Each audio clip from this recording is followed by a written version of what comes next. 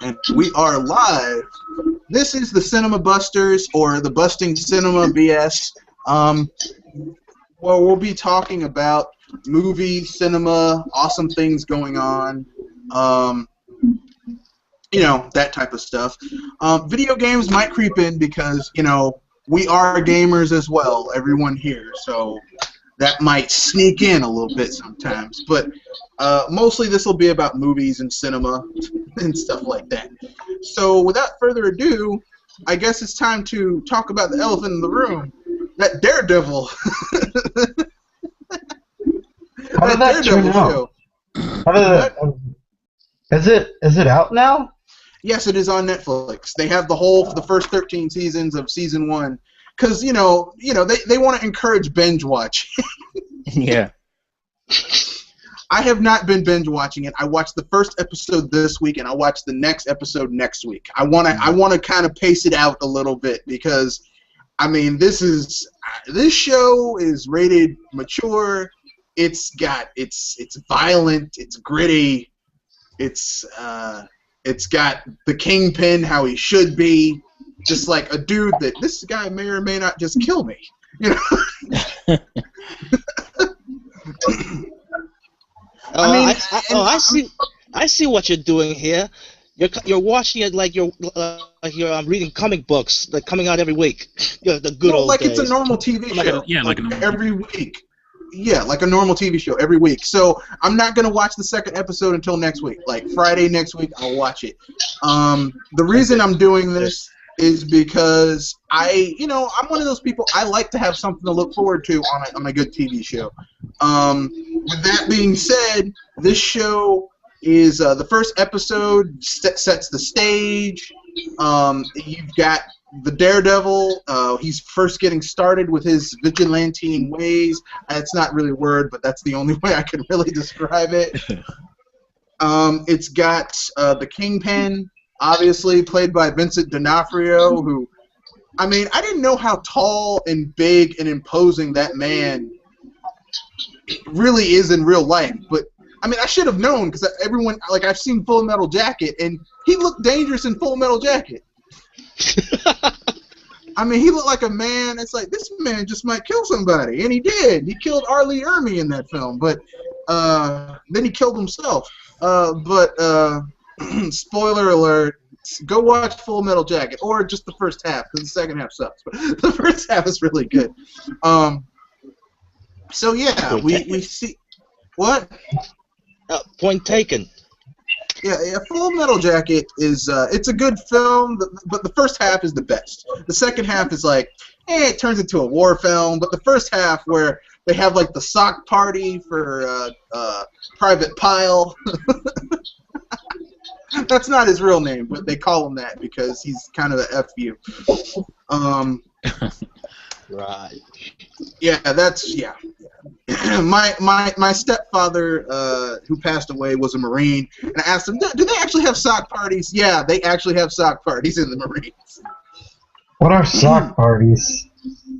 Well, if you're an FU and bringing down the whole platoon, they'll have a sock party for you, or a code red, but really, like, it used to be a sock party. They put soap in a sock, and they hold you down, and they beat you with it.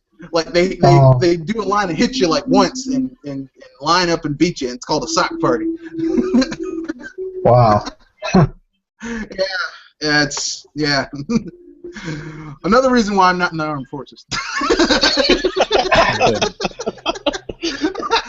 Yeah, because I'll tell you something. You hit me with a sock with a piece of soap in it, well, you better watch your back. But that's just me. But yeah, this is, I mean, I like what they're doing with this franchise, but from what I'm seeing of it, I'm looking forward to seeing what they're going to do with Luke Cage and Iron Fist, because they also plan on releasing that later on this year. And I mean, it's set in Hell's Kitchen, like the dirty parts of New York. It's gonna be nice. It's gonna be nice, I think, or it could bomb.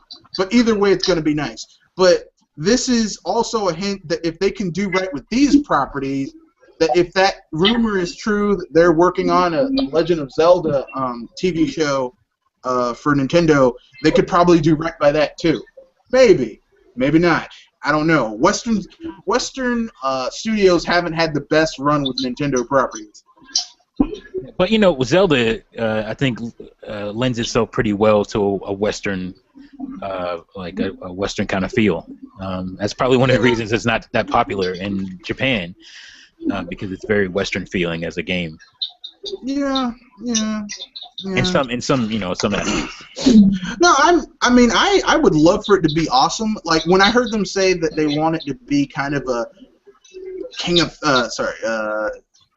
Thrones type of thing.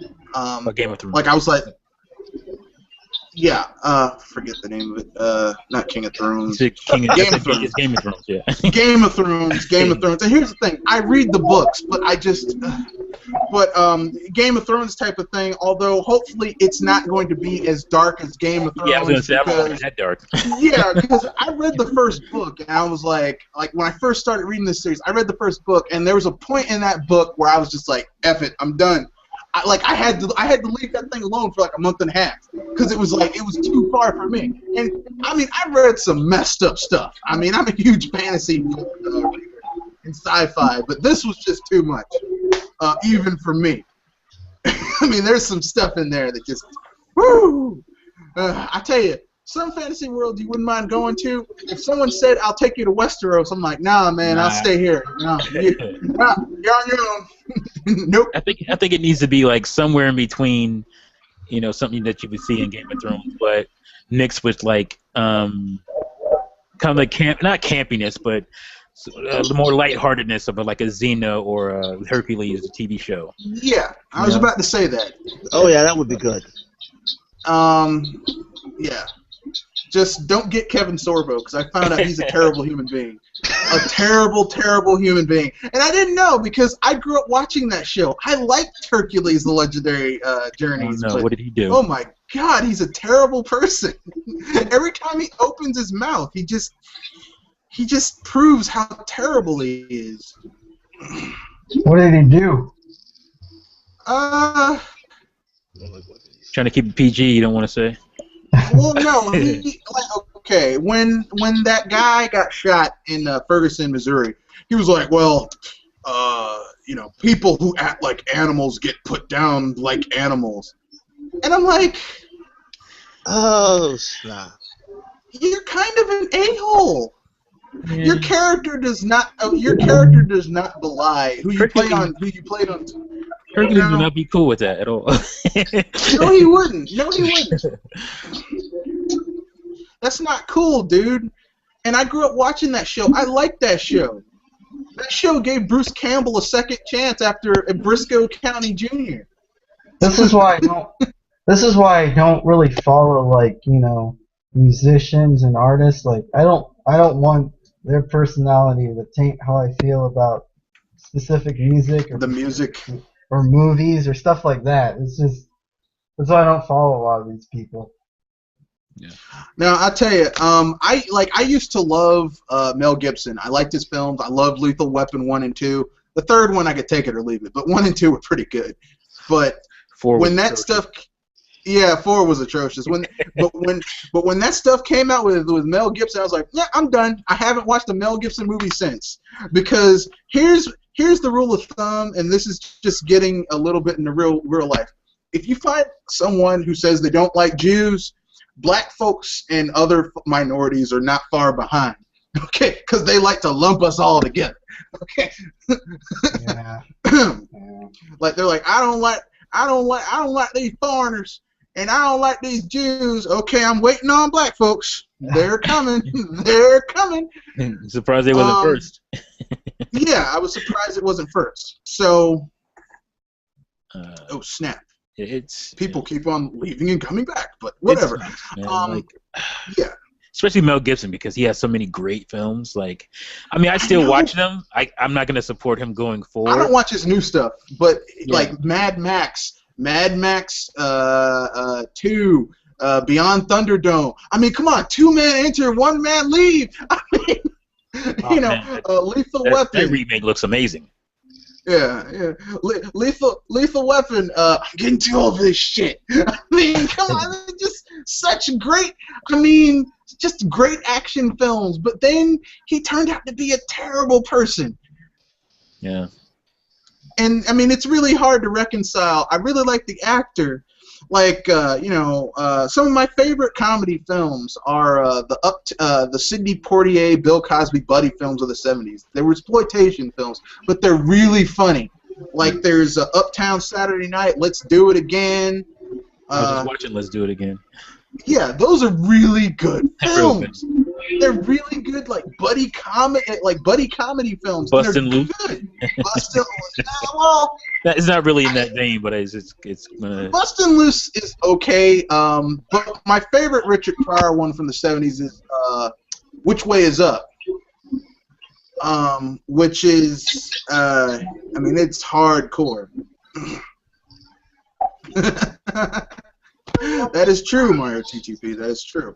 But I guess it's time to move on to the next topic, which is, what are you guys looking forward to in film and or TV? Let's do TV first, since it's the silver screen and not as big as the movie screen, whatever they want to call it. I'm actually thrilled. Go ahead. Yeah, I'm actually thrilled about the next episode of The Flash. Oh my God! What's going on back here? What's that? What was that? Oh, that was my phone. I'm not sure if Flash. I'm not sure anyone can hear this in the background on my side. I have ambulance sirens going up over here, like something apocalyptic has just happened. But anyway. Oh no! 28 days later over there. Watch out now. Go get you a katana from the museum. You'll be fine. Because a sword never runs out of bullets, and as long as you have a set to keep it sharp, you're fine if you're athletic enough to use it correctly. Right. But tell us about The Flash, dude. I haven't been really. After the first 2 episodes, I was like, it wasn't capturing my interest. But maybe you can give me a pitch to get me into it again. Just after the 2 episodes? Yeah. Well, when the 3rd one came, that's when it really picked up. And I mean, ball to the wall and goes blazing without stopping like Flash. There was a time that they already explored the whole time travel thing. My mind was just freaking blown at that point. If I'm gonna give a shout out to the YouTuber here that call himself J Raw. I mean, if you look his reaction video that he's doing right now, that's basically the same reaction I've got watching The Flash. And right now, this next week's episode, we're going to have a shedding of light with who Dr. Wells really is, which spoiler alert if you guys haven't paid attention, or if you don't know about the comics history of The Flash, is actually Eobard Thawne, which things will be revealed. Well, have they started getting into the Speed Force yet? Well, the last episode was definitely about this. Was a beginning part or a taste of the Speed Force. Okay, because the Flash really, people think the Flash. Well, he just runs really fast. But once you see what he's truly capable of, he's actually one of the most powerful people in the DC comic universe. Insanely powerful. Takes him a while to get there, though.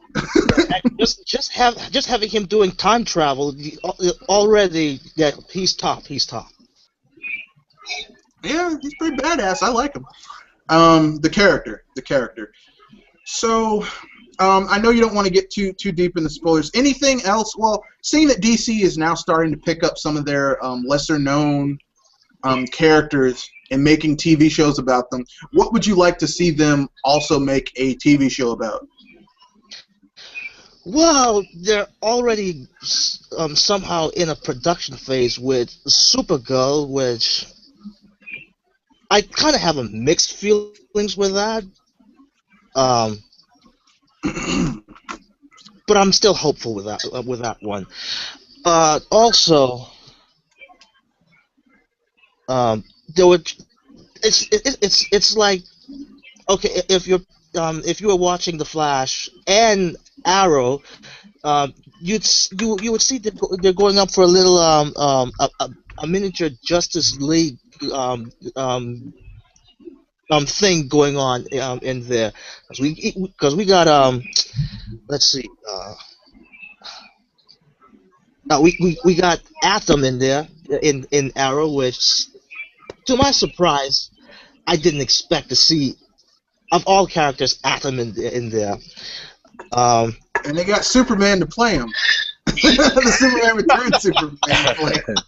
Yeah, Like, that guy needed a job too, because that Superman curse was really kicking his behind. He's like, I can't find work. It doesn't make sense because Brendan Routh is a good actor, and he has Yeah, Hollywood. He has Hollywood Yes, good looks. he You think is. that the guy would have been able to find some work by now, but Superman curse. The dude who played Superman in Man of Steel. I'm like, dude, bruh, I wouldn't have done it. That's Superman curse, son. I think No. Henry Cavill might break that curse. I don't know. I think he might. I think he might end up being the next Bond. True. At some point. I don't. That's just a theory of mine. which one is Maybe after the next one. No, I mean after what was his name that does it now? Craig.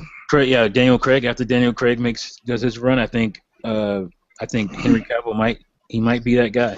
It could.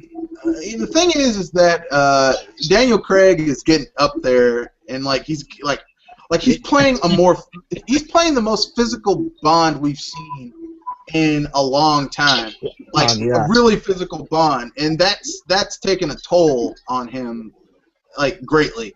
And I'm saying whoever plays the next James Bond, bring back gadgets so these people can play Bond for longer, because it's not good when the guy's only on his 1, 2, 3, 4.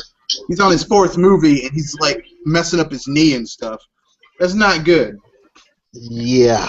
Did you guys watch that TV series of Superboy, Smallville? Yeah, Superboy. Boy. Yeah. Smallville. Yeah, I didn't. I was like, no. After Boy, 3 it's episodes terrible. with that one, I quit. I tried, but they turned it was a soap opera where all Superman did was, Clark Kent did was just whine. I'm like, you're Superman. Stop whining. And actually, the concept was good. The bad was that it wasn't a Superman story or Clark Kent story. It was just a generic soap opera. It was kind of a high school teenager-ish soap opera with Superman. Yeah, but I think it will be interesting if they actually worked with the source material, now Lex Luthor before he became a villain or something like that. For from what I watched on the earlier episodes, Clark and Luthor were friends. So it will be cool if it wasn't a soap opera, if it was more faithful to the series. You know what would really make my day? What would really make my day? What would really make my day is if DC, they want to make all their heroes dark and gritty after Nolan's Batman film. So my idea is this: they want to make Superman dark and gritty, they can, but they got to go old school Superman, the Superman who had the red and gold. like who looked like a clone of Shazam.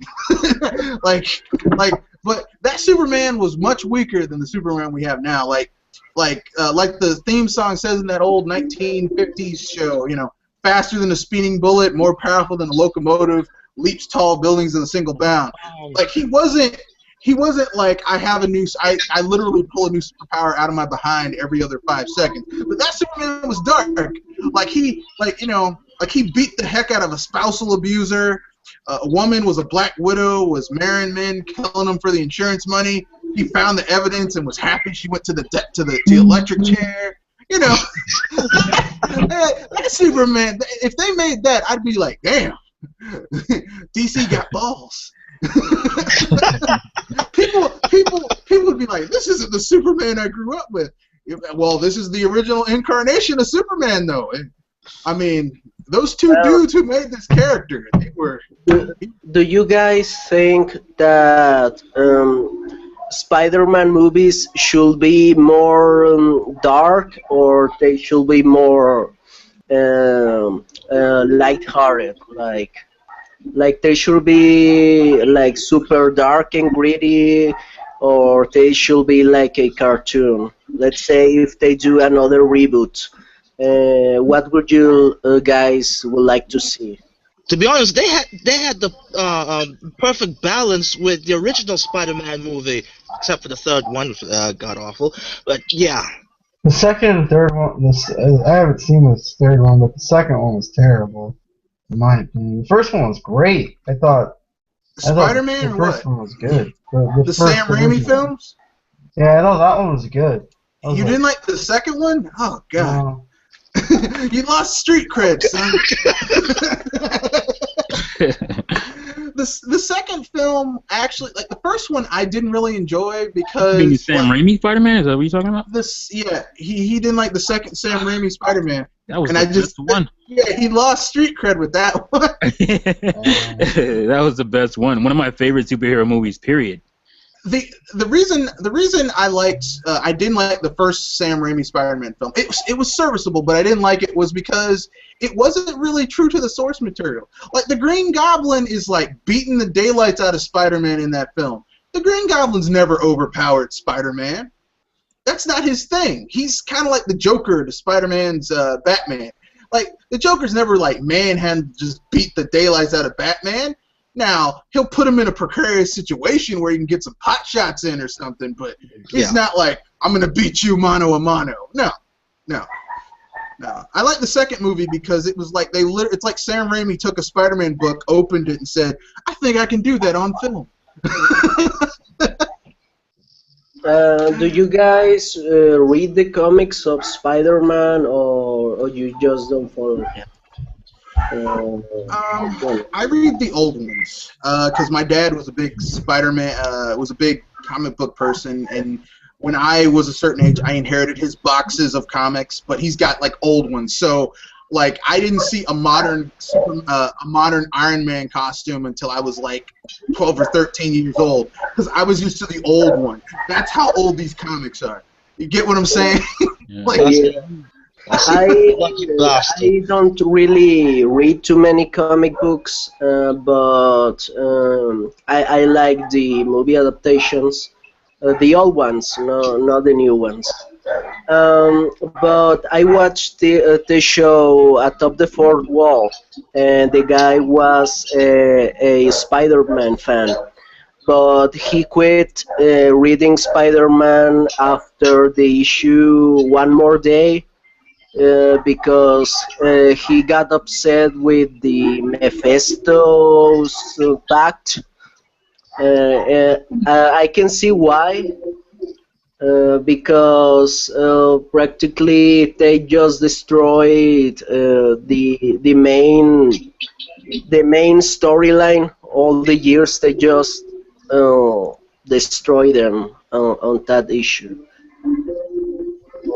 Or do you guys know about that or have any opinions? Wait, which issue is that one again?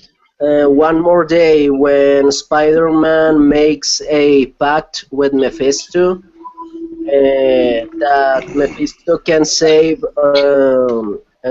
Aunt uh, her aunt in exchange of his marriage with Mary Jane.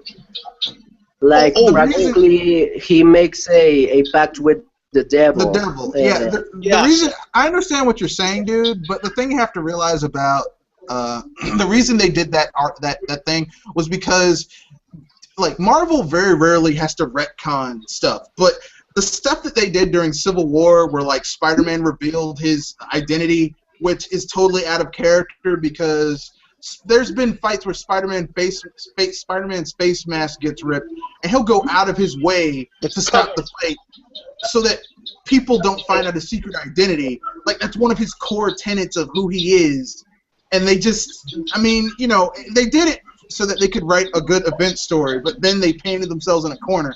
So that was their out. Was that he makes a pact with Mephisto, who, as we all know, is the Marvel version of the devil. So, you know, I don't know. It could be awesome. I don't know. I mean, in some ways, DC Comics' version of just flipping the table after they do their New 52 and just starting from scratch actually works in their favor, because even if they mess up, they're like, well, once we do this run, we'll just start all over again. Marvel's continuity works against them sometimes, because then they have to find a way to bring back characters in the most implausible way possible. Yeah. It's not cool. Well, I just hoped if they make another reboot of Spider-Man, I hope it will be more like Peter starts like a nerd, like a real nerd, not like the Hollywood version of a nerd. So you want Tobey Maguire nerd, not Andrew Garfield hipster with glasses. I'm a nerd, really. You don't look like any nerd I've ever been around. No, nah. I know nerds, my friend. I don't know why, but well, the last current movie, the last current superhero movie I liked was the Wolverine one, when he goes to Japan. I liked it. Uh, I liked it more than the X-Men sequels. Oh yeah, you mean the Wolverine? Yeah. Yeah, That was really the, good. the That was really good Wolverine up until the films last 15 minutes. yeah, like it was really good, but then they messed up Silver Samurai. They really did. They messed that up. But whatever. But I enjoyed it more than X-Men: The Last Stand, because Cyclops is one of my favorite X-Men, along with Wolverine. They And just butchered Cyclops. yeah, they kill Cyclops, and what's the name of the leader of the X-Men? Xavier.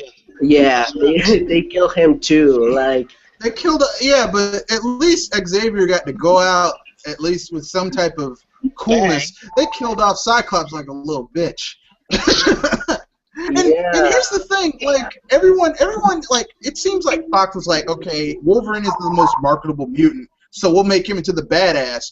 But as someone who's read the comics, like Cyclops has fought Wolverine by himself in the Danger Room multiple times, kicked his ass every time. Cyclops is a tougher mutant in hand-on-hand combat and a better leader than Wolverine. And yet they're always, well, it's got to be Wolverine because he's got claws. A problem with the way they killed Cyclops in that movie. Like, it's a superhero movie, and the way they kill him, like, I don't know, it was just. I mean, if a important superhero dies on a superhero movie, I think it has to be more meaningful. Like, Like he does a sacrifice or something like that. Not that they just kill him like just some random guy and everyone forgets about it. That's the problem I have with that movie. I Um, remember as a kid, and every everybody wanted to be Wolverine. That was like, the character that everybody always admired. He was like the best X-Men or whatever, and when in reality they're X-Men with cooler powers and have I probably more interesting I think backstories. the costume design looks better, like in Marvel versus Capcom, like colorful costumes instead of everyone on the X-Men movies. Every costume is gray. Uh, Gray, more yeah, like black. yeah, like every single costume is black Black or S&M leather. Yeah, it's just. I mean, it feels like Fox is afraid to. Like even back then, people say, "Well, it's because of Fantastic Four," but it's like they're afraid to embrace the source material. And like, which is one of the reasons that I'm glad that Marvel Studios got into taking, especially Kevin Feige, got in control of like guiding their franchises, because I mean, it's there's nothing worse than someone who's afraid of their source material. It's like, why are you afraid of your source material? I mean, this is awesome. Like, people grew up with this stuff. They've made tons of money off of it. Why are you afraid to have these characters look like they look? You know? yeah, they have to make changes for the mainstream audience, but at the same time, they kill the concept of the original work, like the adaptation of this movie Kick-Ass, where the guy gets the girl, but in the comic he gets rejected, and the boyfriend of the girl beats him. But on the movie version, they get together because of course it's a movie. The hero gets to get the girl, right? You haven't seen the second movie of Kick-Ass, right? I haven't. I Oh, haven't. I'm not gonna say anything. I enjoyed those movies, man. Yeah. I had a great time with those movies. What's the other? I think it's a adaptation of a comic book like Cowboys versus Aliens. Ugh, I Yeah, that thought it movie was really sucked. boring. it was boring. Oh, How do that you was make a a movie bad about movie. cowboys and aliens boring? Look, Harrison Ford couldn't even, and the comic that it's based on is really good, but Harrison Ford couldn't even save that movie. And Harrison Ford can save a lot of films.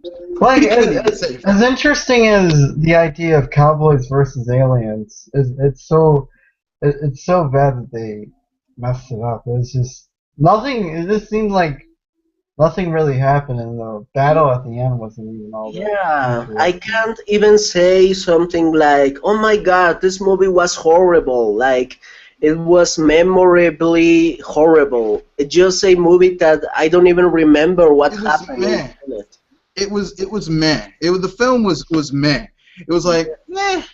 I mean, it wasn't like there were no glaring issues with the film, but there wasn't anything that really made it. Oh my God, this film is totally just going to destroy all things. Which leads to, um, I just want to get this down. Are there any properties that you guys would like DC to make into a TV show or film that they haven't really touched on as of yet? Yeah, but And what I would think that it would be? probably be too expensive. I think it would be too expensive to do it right. I don't know. Maybe not. Static Shock. I would like to see that too. That would be awesome. You What guys would you like like to Static see Shock Triple too? M? Oh yeah. I like to watch it. It was a black superhero. I had to watch it. Right? There's not many of And it those. was well done too. And they get mad when we get a role that was traditionally a white role. They get upset about that. So we got to enjoy what we can enjoy when we can. I actually like that show, and not because he was so much as it being a black superhero, but the fact that he can wield lightning. Yeah, I mean that he's just a cool character, Yeah. regardless of what color his skin is. But that was one of the first comic books I like really got into. So he has a special place for me. So I would like to see them bring back Swamp Thing. Oh. And this would be perfect for DC right now because they like dark and gritty. Swamp Thing is as dark and gritty as you can get. They never made that a TV show, no? It was just that movie, and they did. Oh, there they was did a make science TV fiction. show. There was a sci-fi TV show. They got Dick Durock, the same guy who played Swamp Thing in the first movie. The second movie, they did the TV show that ran for like 3 or 4 seasons on Sci-Fi Channel. Back in the day when Sci-Fi Channel actually had science fiction shows on it. It was not about just being campy and stupid. We're chasing ghosts, Cletus. Yeah. Not that there's anything wrong with Cletus, but I'm just saying, if you're going to be called the sci-fi show, you should have sci-fi shows on your sci-fi show. That's your Sci-Fi Channel. That's all I'm saying. You should. Sounds like a good idea.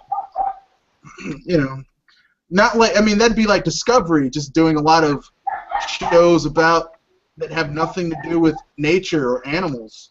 That's not out of place. It'd be like the History Channel showing stuff about the Bible. What? Yeah, I mean that would be an entire podcast just talking about how TV has changed, and not for the better all the time. But like I remember when Sci-Fi, like every Christmas, they would have like a special. They first like the day after Christmas, they would do like normal sci-fi films, and then sometime between that time and New Year's, they would have a Godzilla marathon, and then they would have Twilight Zone, and that was awesome. Yeah. Which one was it? The '80s one or the mid '50s, '60s one? I think They it was do the 80s one. the 50s. They were both really good. They I do love the the 50s. 80s one And then too. they do the 80s, but the 50s, I mean, you can't beat Rod Serling coming out there. This is a tale of a man. What about Forrest Whitaker? I like Forrest Whitaker, No, but you just, I mean, you can't beat Rod Serling. Rod Serling just, that man just, I mean, some of the most iconic, But you can't tell me well-written short stories. that '80s intro wasn't creepy and still is creepy. No, as it hell. was. I mean, to tell you the truth, Outer Limits and the modern version of Outer Limits was even creepier than the old one. Yeah. I mean, some of those stories were like, damn, that is. Oh, I'm getting hairs on my neck just thinking about it. we're not winning. This is we're not winning, Jack. This is a depressing TV show. but Yeah, nobody ever wins. But Twilight Zone. I mean, sometimes they'd have the bad twist, and sometimes they'd have like, well, that actually was an uplifting story, like the one where they found the replacement Santa Claus, and it was the old drunk store Santa Claus. Yeah. That one where the old people like turned back young at the end. They were like kids. Kick the can. Kick the can. Kick the can. That's the one. Yeah. And my personal favorite were the ones with Burgess Meredith. Oh, Burgess Meredith. Like the one where he's the last guy in the world, but he breaks his glasses. Oh, that was so It's like, messed it's up. not That's one of my fair. favorite episodes. It's not fair. Like the last guy, he's the last guy in the world, and all he wants to do is read books. And he stumbles upon this library, and it's just full of books that he can just read for the rest of his life. Then he breaks his reading glasses. It's just wrong. It's not fair. It's not fair. Yeah, Twilight Zone. I love that. I love that TV show. I like how it was like they were always very thought provoking. always very thought-provoking. You were like, Social oh, that's commentary out the very wazoo, like Yeah. hidden behind science fiction. That was really good. Well, the 60s was really big on that. Right, The 50s and the 60s were big on that because they couldn't just come right out and talk about it, you know. Yeah, Rod Serling, like I used to watch a lot of his like interviews and stuff, and he Yep. talked about how he deliberately did that because he wanted to have social commentary, but the producers and the studios wouldn't let him do it, so he would hide it in like science fiction. He instead of a black person, it'd be an alien, you know. That's Yeah. pretty cool stuff. Although I have to say, one of my favorite Twilight Zone episodes is one of the first ones. Is the one with the first time I saw William Shatner and his glorious overacting, Yeah. and it was the one about the gremlin classic. on the wing. Because he cannot. He's like, there's something on the wing. Oh, let There's me do something my out impersonation. there. There's something on the wing. Something. Something. Oh, I'm like, damn, Will, you just can't. You can't act, Will. Captain Kirk can't act, but that's okay. We give him a pass because he can knock out a one with the best of them. but would that episode be as classic without him being the guy? Probably not. No, it wouldn't because he's such a William Shatner overacts so well that it's like it's its own style of acting. Yeah. You know, See T.J. Hooker. and he does it well. TV show. Yes, T.J. Hooker, or Kingdom of the Spiders, Oh where boy. he's like, oh God, oh Jesus, don't get me started on Kingdom of the Spiders. Look, any film from the '70s that has Scatman Crothers, he's gonna be the black guy who dies, just all the time. If Scatman Crothers in it, he's gonna die. And I'm like, this is the guy who did the voice for Hong Kong Phooey. He can't pull out any kung fu or nothing. That's terrible. Oh man. Kill Scatman Crothers like that. Let's see. He took an axe in the back in shoot.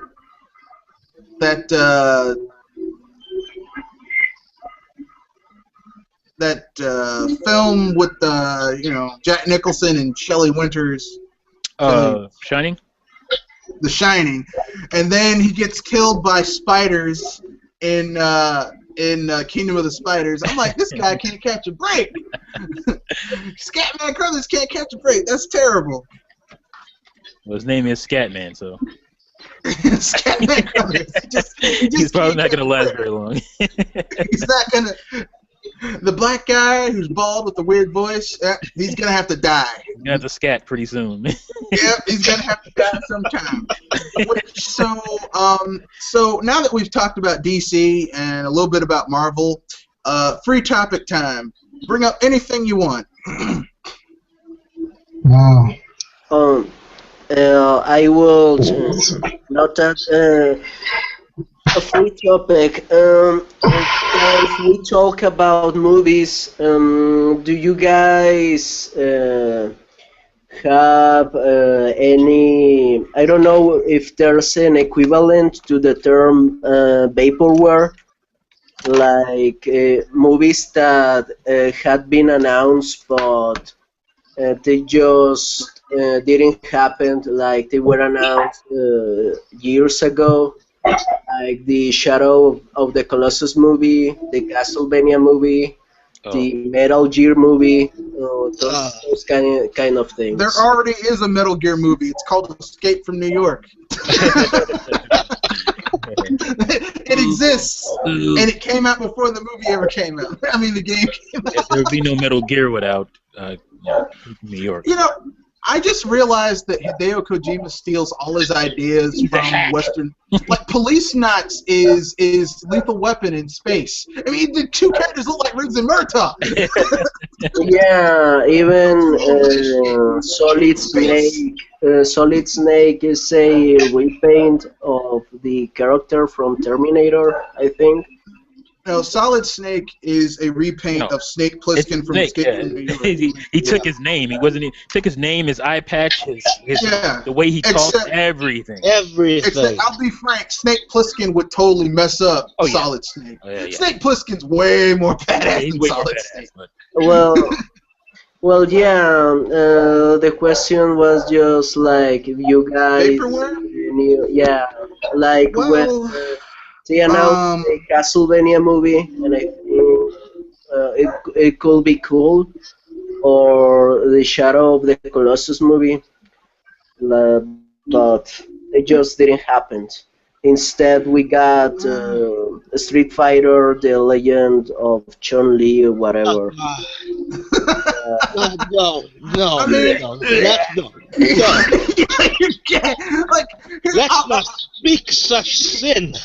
can I make a confession? I never saw that film. You're doing yourself a service. After I got burned with that Jean-Claude Van Damme film, I was like, nah, you're not gonna get me a second time. The Jean-Claude Van Damme film is 100 times better than that thing. Yeah, that's hard to imagine. yeah. At Oh least, no! After watching that movie, it's not hard to imagine. No, it is hard to imagine because at least the movie was awful. with the first Street Fighter movie, like it looks like they had fun making it, but this one, like the Legend of Chun Li, it's like Just utter garbage. yeah. First, they got Neil McDonough to play M. Bison, and I'm like, I like Neil McDonough, but he can't play M. Bison. The guy from the Black Eyed Peas to play Vega.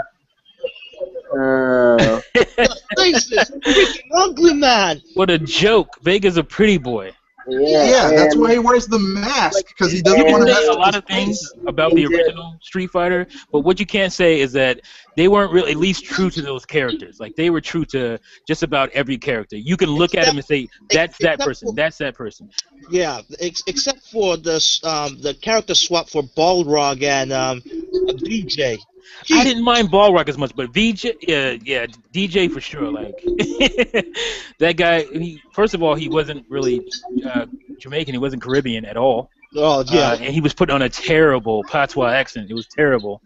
I think the problem. He sound like the lady from those commercials back in the day, those who turned out to be from Florida with the Oh, fake. you're talking about Miss Cleo, Miss Cleo.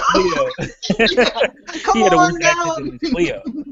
Come on. down for your I was free surprised reading. when they said she was in Fort Lauderdale. I was like, yeah, knew it.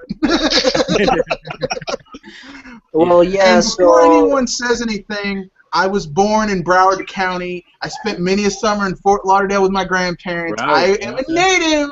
I know that fake Jamaican accent anywhere. so I happen to you be guys. authentically, half Jamaican. My father's from Kingston.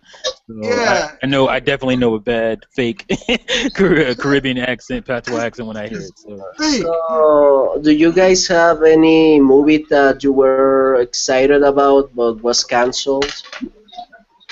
Canceled? That was canceled? that's Yeah. hard to pick up. Because usually if it's get canceled, it's probably it It's needed to be. done. Yeah, it needed to be canceled, but I don't know. Well, not canceled, but an idea that I thought would have worked. Originally, George Lucas wanted David Lynch to direct Star Wars. And I think that would have been a completely different movie. Because after having seen some of David Lynch's other films, like Eraserhead, and it's a great film. I think you should all watch it. You'll love it. You'll never look at a baby the same way again. Oh, ever. man. Ever. But I think if David Lynch could have made because David Lynch, he wanted to do it, but something coincided and they couldn't get him to do it. So later on, when Star Wars turned out to be a huge hit, he made his own science fiction epic. But they couldn't get the rights to Star Wars or something, or Star Trek, so he did Dune. So, Dune is like a 3.5-hour long movie, though. I think David Lynch knew there wasn't going to be a sequel. 3 hours. Okay, then. I have a topic. Well, what do you guys think let of the? Mr. T bring up his topic because he's about to he's about to bounce. And I then really we'll, can't really say that I kinda- have a topic. I've been thinking about one, but I can't really. oh well. I wanna Okay, see then. related to Well, what he's doing you Let can you guys give go ahead. your sign off, and then we'll. So you got a little bit of time. Okay, it's been great. I'm sorry, guys. I wish I could hang around a little longer, but I'm doing so much right now. Maybe I'll talk about it in one of my videos. No, A it's lot going okay, on for dude. me right now. So got to get to that. But yeah, thanks for having me on, man. It's been fun. Okay, see you, man. Peace, See you guys. later. All right. Okay Mike. then. RJ, you were gonna bring up your topic. Go ahead. Yeah, what do you guys think of the of Nintendo pulling down the HD Super 64 Mario mod that a bunch of fans were creating? What?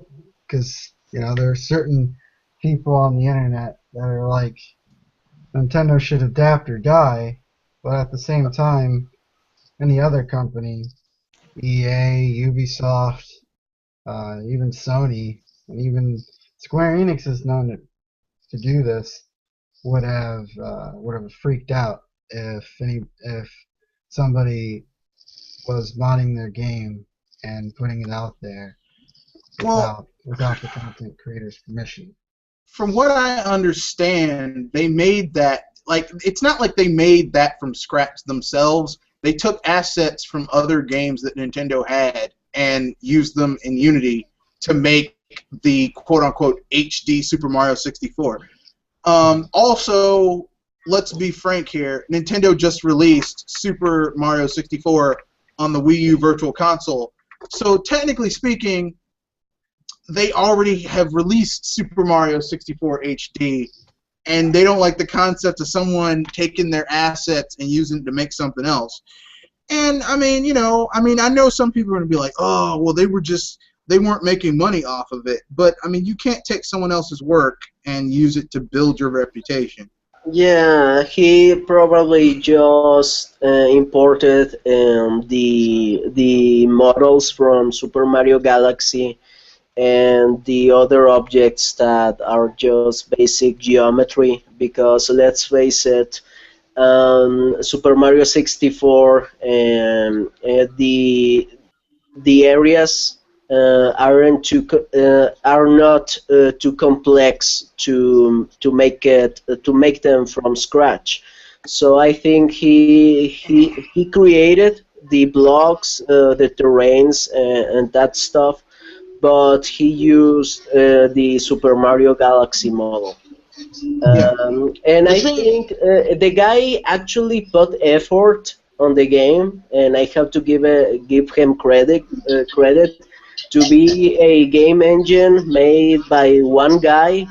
It's actually really impressive. But if I was the guy who made that engine, what I will do is to make my own assets and use the engine to make my own game. Because when you have precise controls like the Super Mario 64 ones, you have to take advantage of it. You have to make your own game.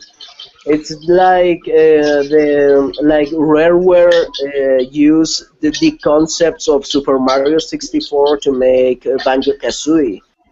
Just imagine a better camera control for the Super Mario 64 controls. He could easily make a Kickstarter and make a bigger game. But I don't know. He decided to publish a fan game. Uh, and here's the thing. He actually made that as a project for for his portfolio, or in other words, um, uh, to get yeah, no, yeah, this is a really weird case where Nintendo takes down a fan project because the internet is flooded with Nintendo and Mario and Zelda fan projects. the thing is, And they just kept going. I think, as Mr. Red Fox said, is due to the release of Super Mario 64 on the Virtual Console, maybe. Um, but I mean, the projects like Super Mario crossover are still online. Like, and even there's this game for the Android app, the Google Play. It's called Era's Story or something like that, where the main character is a ripoff of Yoshi. Like he's Yoshi, and I think the only difference he has a hat. Nintendo didn't take down that project. Well, this was just like one specific rare case when a Nintendo fan project was taken down, and I think that's the reason Super Mario 64 on the Wii U. But here's the thing: he did that to get noticed by Nintendo, and guess what? He accomplished it. Although it wasn't. It's hard to be. Well, it doesn't matter if you are a good developer. Like if you are really talented, Nintendo won't hire you. They won't. They won't hire you. Like hire you to work with them on their first party to make their first party games, because the credentials you have to you need to have to enter Nintendo are a lot. Well, I won't say that. I will say this. You very rarely hear about Nintendo bringing someone from the outside in. Most of the time when people are at Nintendo, they started there, like out of school, they started there, and they've been there for like 10, 15, 20 years. Yeah. Even the quote-unquote young people making Splatoon have been there for like 10, 12 years. So, I mean, Yeah, they don't... even Miyamoto one time said that currently, with his credentials, if he tried to apply to Nintendo, they won't take him. Yeah. Uh, I mean, they're very... I mean, and some people would say, well, that's a very insular idea, but they are the #1 video game developer in the industry, so they yeah, must be doing something right. and most, if you really want to impress Nintendo, like like Nintendo, like you want Nintendo to say, "Wow, we have to hire this guy." You need to make your own engine with C++. Unity is not going to impress Nintendo. No. No, it's. I think maybe the guy is too young, because saying that you added that to your portfolio to work with Nintendo sounds too naive to me. Uh, they just won't accept you. And the thing Like, is that it was built off of someone else's work. Like, if he really wanted to be, he should have built he should have built a demo level in like C++ or heaven forbid Q Basic, and built it from. Even if he used Unity, built it everything from scratch. Built it from scratch and with his own character. Okay, with his own character. Because even if Nintendo didn't notice, someone would have noticed. But if you're using someone else's work, it's kind of like if you use a template for how you're going to do a paper in college. Even though you might be using your own ideas, you're still using a template. There's nothing original about it, you know? Yeah, and once you enter on Nintendo, even if you are a company that it's acquired by Nintendo, or if you are a new employee to Nintendo, you will need to. They will be. It will be hard. Like. Yeah. Like when Commitment. they bought Retro Studios. When they acquired Retro Studios, and Nintendo was upset with them. because they were impressed by an engine they were working on, like a football engine, something like that. But Nintendo told them to focus all their resources on Metroid Prime. La- uh, like Well, Nintendo is just going to be like Nintendo wants perfection.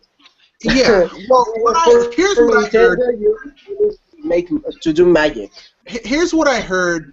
The reason why the reason why Metroid Prime turned out good was because before Retro like started working on Metroid Prime, they were working on like 4 different projects at a time, Yeah, and they were like aimless, like just working on multiple stuff, and like they were like what they were coming back with, the demos that they were coming back with were garbage, and Nintendo was like, hey, you fucking up. So Miyamoto himself hopped on an airplane and flew out to Texas where Retro is headquartered, and he had to look, daddy had to come home with his belt out and had to lay down a spanking, but he got him back on task, and we got Metroid Prime, which yeah, turned out to be fucking awesome. Metroid Prime, Metroid Prime 2, Metroid Prime 3, some of the best games in the franchise thus far.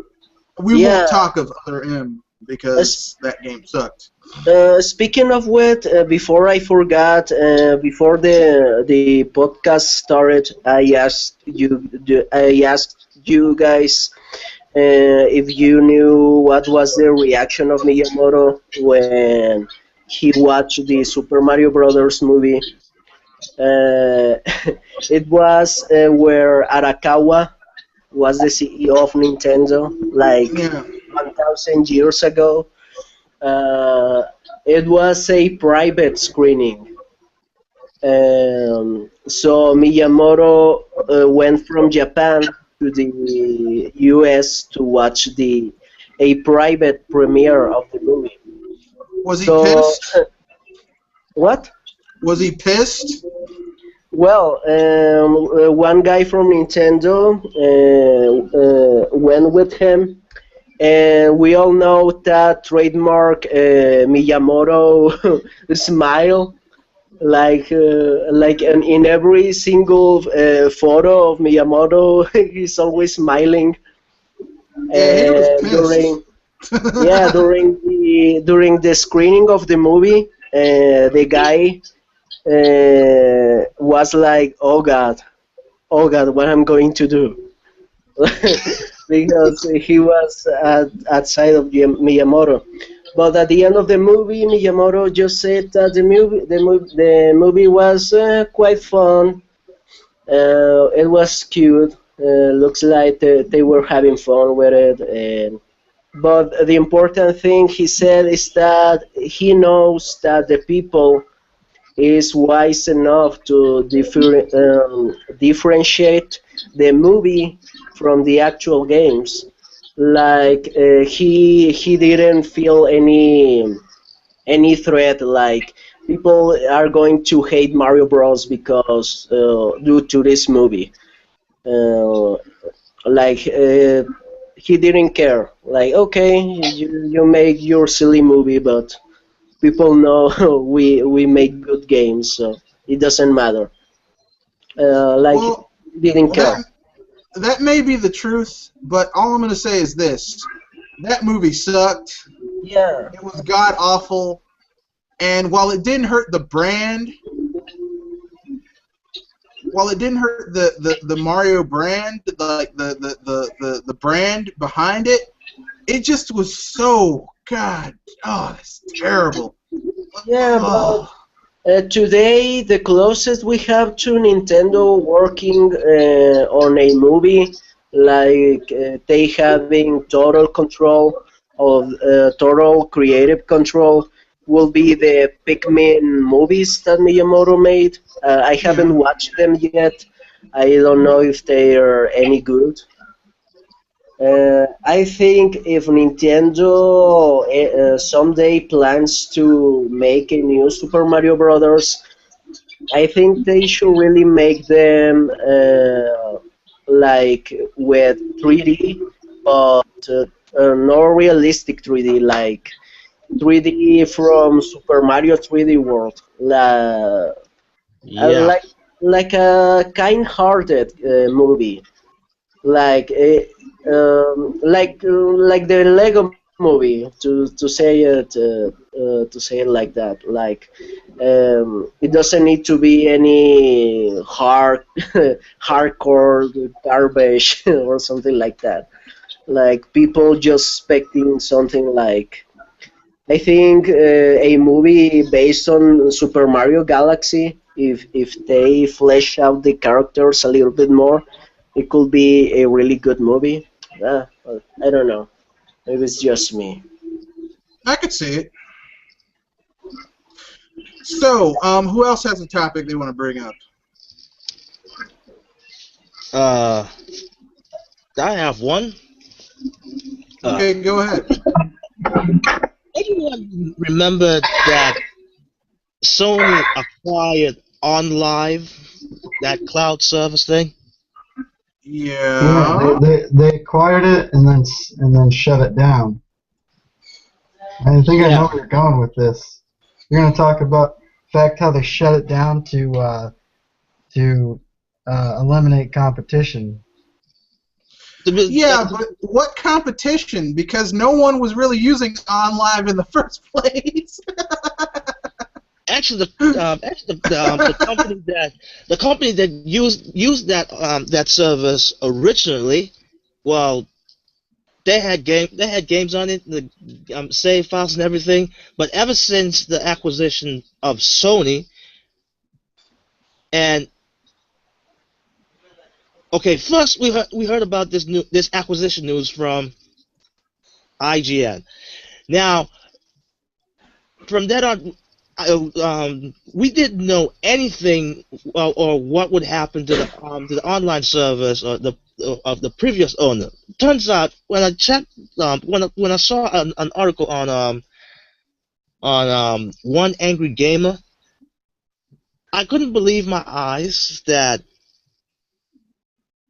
they just shut it down, and all the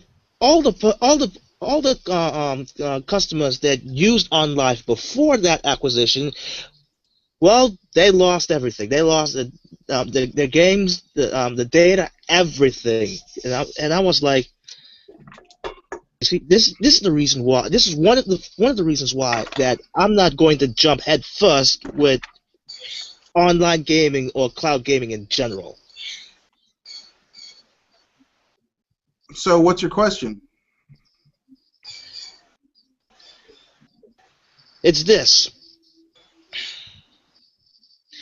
It seems like everybody wants to have um, this online gaming paradise to be true, but in practice, we have a freaking long ways to go, my friend. And also, I made a post about it, asking, okay, we're having all this ordeal, so why can't LAN play come back? Like the old days that we say local area network. Anyone remember that?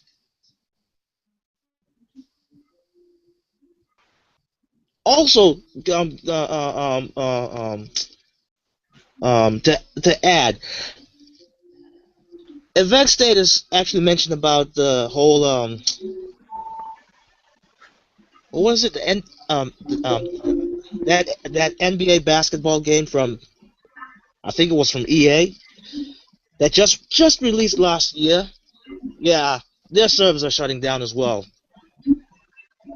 Just to roll in the new game, and with that, another topic, when you mentioned about Harada from the producer of Tekken series, he was asked about what they're going to do about the lag and the netcode. Well, Harada just said, um, well, the lag is going to be there, be on the online, period. So if anyone else has a better solution about this, he's all ears. Well, there is a better solution. Yes. There is a better solution. With fighting games, they should go back to arcades. Very simple. It's very simple. Online is created. That's exactly what the Vet Status said.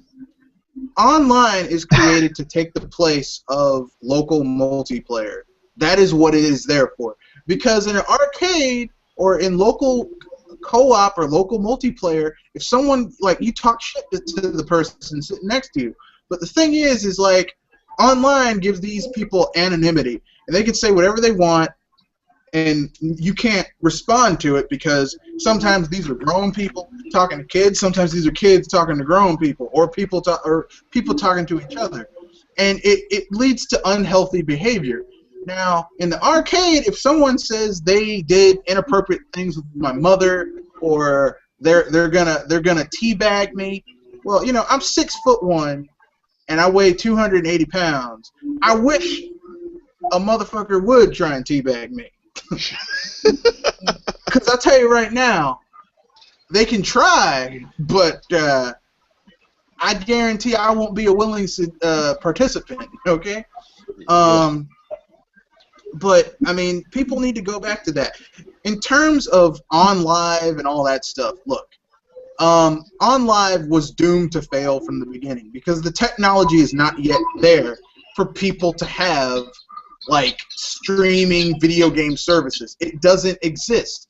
Now, there was a service a few years ago called, I forget what it was called, but it was an electronic service where you pay like a fee, like every like $17 or $20 a month, and you would get access to all these games on the PC. But you downloaded the games, and they played off of your hardware. Like you got a client, and then you played for it. And I mean that's the closest you're gonna get. But I mean, people want the benefits without the costs associated with those benefits. So people want cloud gaming, where they can just like play a console or PC style game anywhere from any device, as long as it can stream to it. But I mean, the infrastructure for that type of streaming isn't in place. It doesn't exist. Maybe even in the cities, unless you have a wired connection, most people do not have wireless to the point where they can stream things streamlessly like that. It doesn't exist. So, oh well. Yeah, but then here's also the caveat that kind of pisses me off. When IGN wrote that article, they didn't, if I remember correctly, or if I read correctly, they didn't mention anything about OnLive being shut down. Just the acquisition of OnLive. Well, obviously Sony was going to Look, people don't understand this. Sony is bleeding money out of their ass. They are not going to spend money to keep servers running when they could take those servers, unplug them, plug them into their shitty online infrastructure, and make it a little bit better. I mean, why would... People, think. Yeah, and well, that technology that Mr. Red Fox mentioned, it does exist, but it's really, really, really, really, really, really, really expensive. So if you got the money to have like the best internet connection, like a 99.9% ratio of always being online at top speed, I think people with that amount of money, those people don't play video games. They do other stuff. That's all. Well, I mean, here's the thing. Okay, look, I have Verizon Fios. Verizon FiOS is allegedly the best internet you can get, wired internet you can get. The Wi-Fi is pretty good too, and yet I still have issues with my internet if enough devices are hooked up to it, like wirelessly. Wired, no problem. Wirelessly, a problem. And that's just, I mean, like, I find it amusing that people are always complaining and whining and like, oh, I want online. It's so easy. We can just stream it. I mean, speaking of Sony, they just got sued. They literally just got sued. They just settled a suit with the FTC because they lied about how the Vita would be able. You'll be able to play PS3 games on your Vita wirelessly over the internet from anywhere. I mean, even saying that, I'm like, I'm trying to maintain the bullshit. I can't do it because because the amount of bandwidth you would need in order to do that is non-existent for most people. It's out of reach. I mean, like if no, go ahead, RJ. Oh, and the problem is, like, a lot of people who talk about how easy it's supposed to be, they don't know the technology. They don't know the complexities of the intricacies of these systems that have to be put in place and maintained on a 24/7 basis. Yeah, it's like people with all those forum thread predictions, like, I'm using my crystal ball and I'm predicting Nintendo is going to make a Nintendo Fusion thing, where but they expect like the same thing, like streaming video games via the internet. That's not going to happen. I said it before.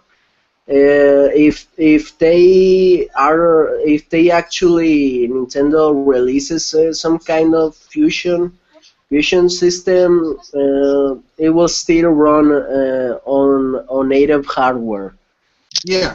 Yeah, internet streaming video games is at least 10 to 20 years away. No, I'm not going to say that much. I'll say it's going to be, you're not going to see streaming video games. Well, maybe on the US, but I'm talking. No, worldwide. Well, I mean, look, I hate to say this. I live in the U.S., and that's where a lot of these technological, the U.S. and like ultra-industrialized countries. But like, okay, you might see it in Japan and the U.S. in 5-6 years, but it's going to be a few games, and it's still going to be messed up because, like I said, you know, there are people who live in even industrialized nations who don't have the best internet. Yeah. And for people to think that this is going to be a standard, it's not going to be a standard.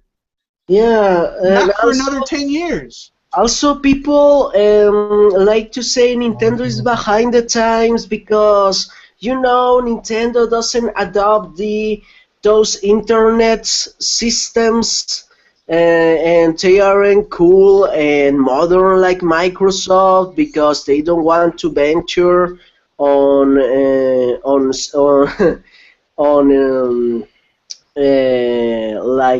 digital services like Steam and that stuff, or the PlayStation, like Nintendo did the eShop starting with the 3DS.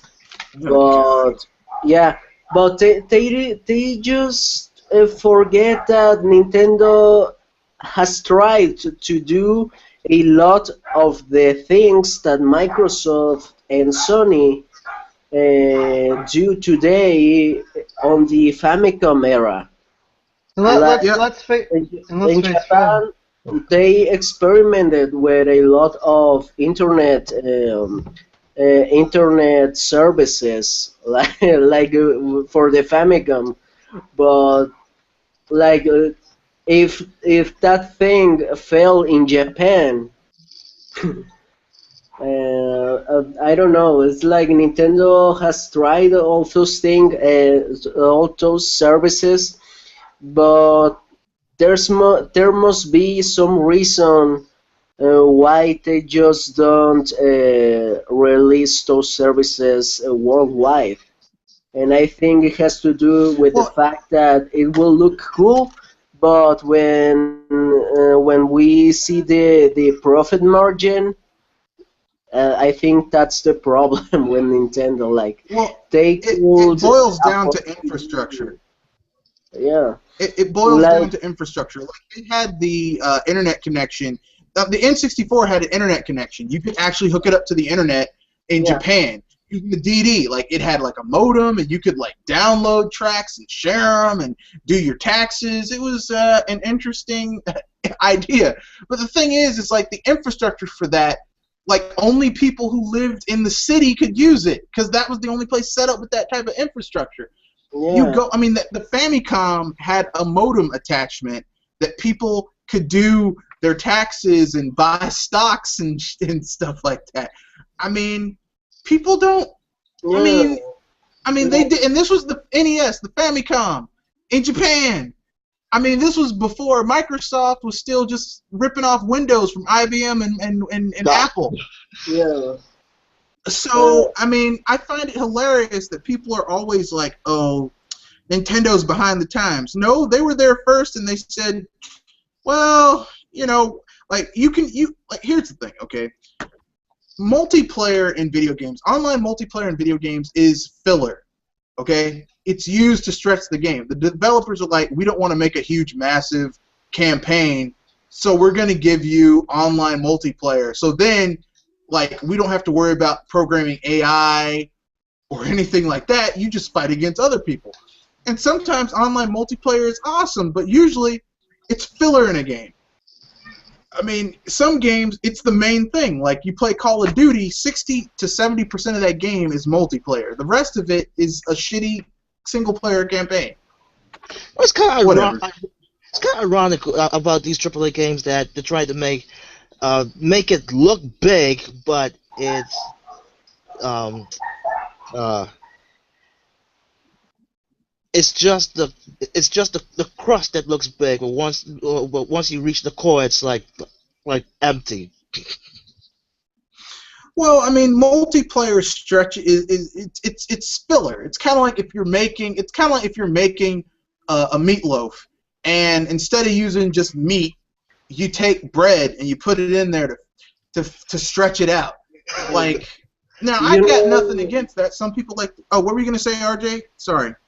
Oh, I was just gonna say that Sony and Microsoft are they and Sony at one point, but Microsoft they can bleed money. You know, they can try stuff and fail a few times, and you know they No. have a whole bunch of resources that they could pull from, and they could just throw money at stuff and not really worry about it. Sony, not so much, but everybody's saying that Nintendo should just throw money at this and that, and people forget that Nintendo's purely a gaming company. They're not a they don't do multiple different stuff like Sony and Microsoft does. if Well, people think that Nintendo will solve all their third-party problems just by throwing money at them, those people never never run a business. They just don't know how economy works. well, I mean, the thing that people don't understand is that like, okay, Microsoft in the past could throw money, but they've been making moves lately that tells me that the CEO of Microsoft is tired of the Xbox division's shit. Okay, what I I'm mean not sure is, if you I'm not sure if you heard this tidbit of news just recently. I was watching one of Stop One's Gamers videos, and he was talking about um, I think it was the developers of Dark Side. They were wanted to make a game on the Xbox One, but for some reason there are some. I'm not sure if it's miscommunication or something fell through because at one point the developers had this idea, but for some reason the higher ups had a completely different idea for a game that they were coming up, and for also it seems like they're not getting funded as much as they thought they would as well. Exactly. And I mean, I'll tell you what I mean, because I have several examples. Okay, Microsoft came up with. They said they were working on the Kinect for the PC, and which was, I'm like, wouldn't it make and they said that the Kinect for the PC was going to be way more expensive than just making making an adapter to connect the Kinect 2.0 to the PC. And they said, F it, they canceled the Kinect for the PC and they just made an adapter because it was cheaper because they couldn't afford to bleed money on that. The Kinect Phantom Dust was supposed to be being made, and it was going to cost, what was it called? It was going to cost, they gave the studio $5 million. They said, well, in order to do all the stuff we need to do for this game, we're gonna need another $2 million. And Microsoft's like the Xbox division was like, no, we can't do it, and they canceled the game. Okay, like the days of Microsoft just basically just Polygon, dude, Polygon and PC Gamer. The days of Microsoft just throwing money at like the Xbox division, just pissing away money and never seeing a return, and just we don't need to produce anything, just throw money at it. Those days are over. Okay. And plus, they don't have Steve Ballmer anymore to write them a blank check. Yeah, Steve Ballmer, Big Daddy Ballmer, as I like to call him, Big Daddy Ballmer. Woe's me. And you know what? Actually, I'm glad, because now they're forced to compete. They're totally outclassed. I mean, Microsoft shot themselves in the foot and then cut off their leg with the Xbox announcement. But let's be frank here. That began because of what's his name? Because Don Matrick, the man who goes to companies and runs them into the ground. He ran the Xbox division into the ground. Well, I mean, it wasn't doing that great before, but he ran that into the ground. And then he ran he ran Zynga into the ground.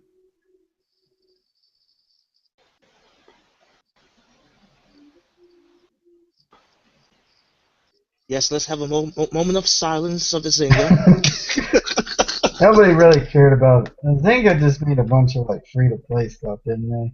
Well, I mean, here's the thing. I don't really care because, I mean, the only Zynga games that I played back in the day was Mafia Wars. I was a huge Mafia Wars fan, and the reason I got into it is because I had coworkers who were into it. Like, what is this shit about? And I played it, and I'm like, damn, this is actually kind of fun. But it was a microtransaction fest. Yep. I'm waiting for who wants to take bets on when the smartphone game market's going to bottom out, and everybody's going to have to be forced to make quality games. I think it's going to happen the next 3 or 4 years. Yeah. The next 3 or 4 years, the market is going to be flooded with too many. Like, people are going to wise up. They're going to get tired of paying microtransaction games, and there's going to be a crash. A lot of these fly-by-night studios and bigger studios that do a lot of microtransaction games are going to see their revenue tank, and they're going to be pissed about it. They're going to be like, oh, I can't believe that happened. I was going to be a bit generous, or maybe in 5 years or so, 5 or 6 years. No, I'm saying 3 or 4. I said, let's be honest, because the people who are playing these games, well, I don't want to call them idiots, because they're really not. It's just They just want the easy route. I'm not gonna say it's just people like you get tired of getting nickel and dime. Yeah. You know, you get. I mean, even those people will get tired, or there's going to be an economic thing, and people are going to be like, I can't afford to spend $2 or $3 on gems so I could play Candy Crush when they could spend $2 or $3 and have something to eat, or keep that $2 or $3 in their pocket and add to the rest of their money and pay their internet bill or whatever. Well, I hate when decent games. I kind of like Warframe are free to play. It's like in order for me to really get into this game, I'm gonna have to shell out like $500 in order to get like a real experience. Why not just make a game for $50, $60, sell it to me as a complete experience rather than nickel and diming me to death? You sound like how I feel about Guild Wars. Like Guild Wars, like it's an MMO, and yes, they do have microtransactions. But once you pay your $60 or your $40 or however, because sometimes you can get it on sale for $20, like you own the game. You don't need to get anything else to play that game. Everything else is just secondary, you know. Yeah. And I like that.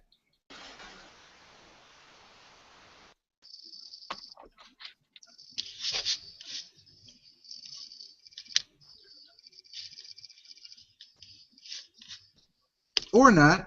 I guess nobody else liked that. Total silence. People like I don't like it. I don't care. Yeah, they go like in the head. Nope. Oh, Nope. what about the new gross trend? Early access and green light. Talk about that. It's not that I don't like early access or green light. It's just sometimes people kind of screw you over with that stuff. Sometimes games get green lighted and it's like, they got their friends to come and get you that stuff, you know? Yeah. For the majority, I always hear like people get pissed off of the games that they tried, and it's a bunch of hogwash, man. Well, it's not that I have anything against green light or any stuff like that. It's just it seems a little like sometimes you get games on green light where it's like, okay, I can see why this game was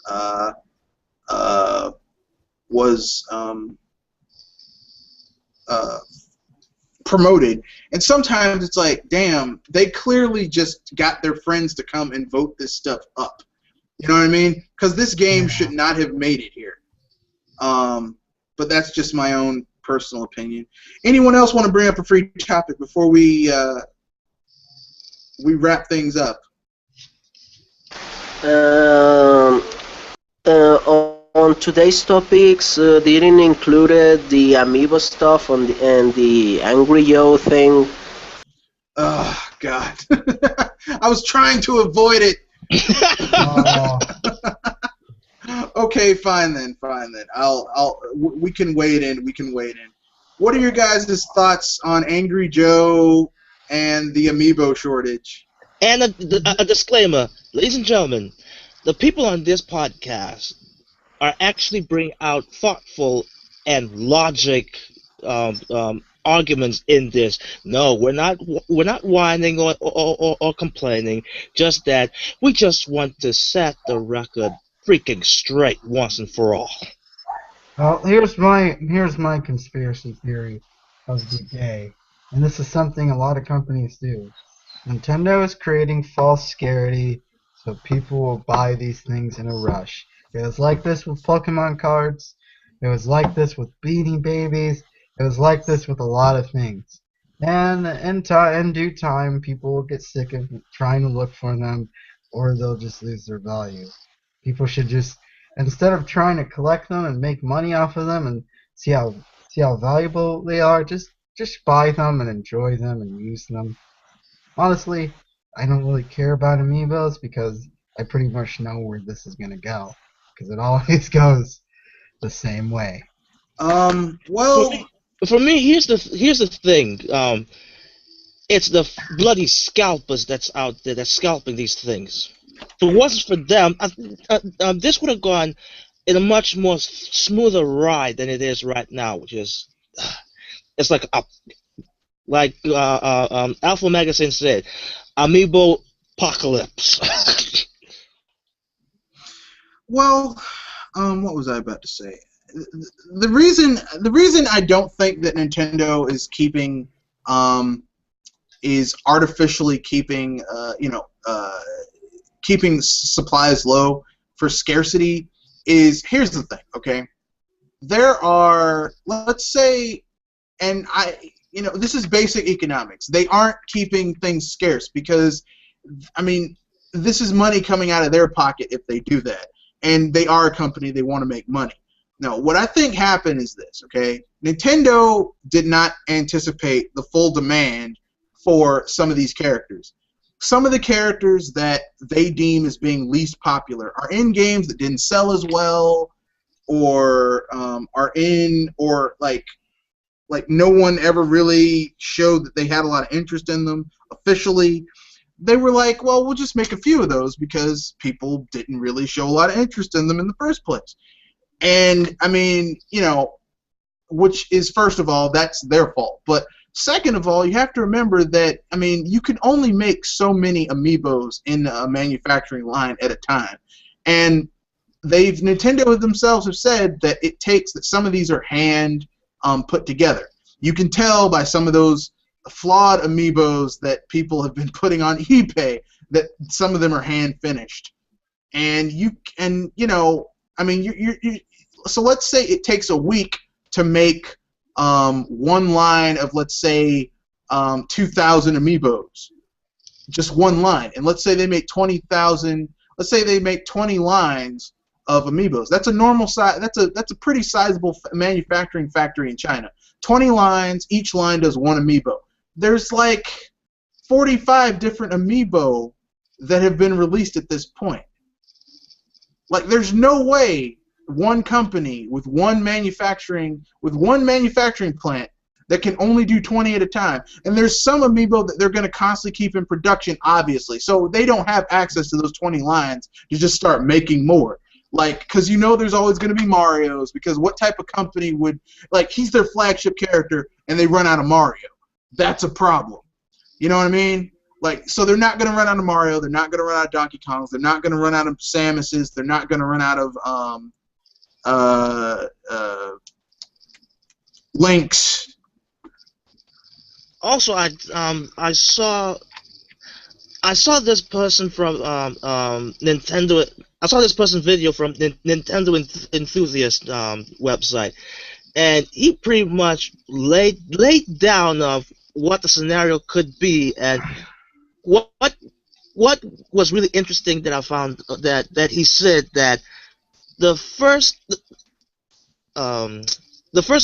manufacturer building that Nintendo got or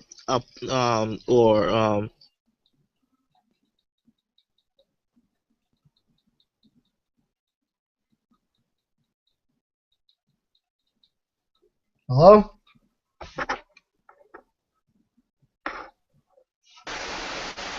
Triple M? I think his internet kind of went out on him a little bit. Okay, well, Player Essence Francis post an article about a Nintendo representative responding to a frustrated client about the shortage of Amiibo supplies. And before I read the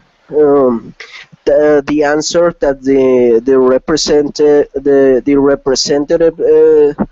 that I would like to say that people needs to remember that most of the things that are manufactured, like electronics, games, and toys, most of them are made on China.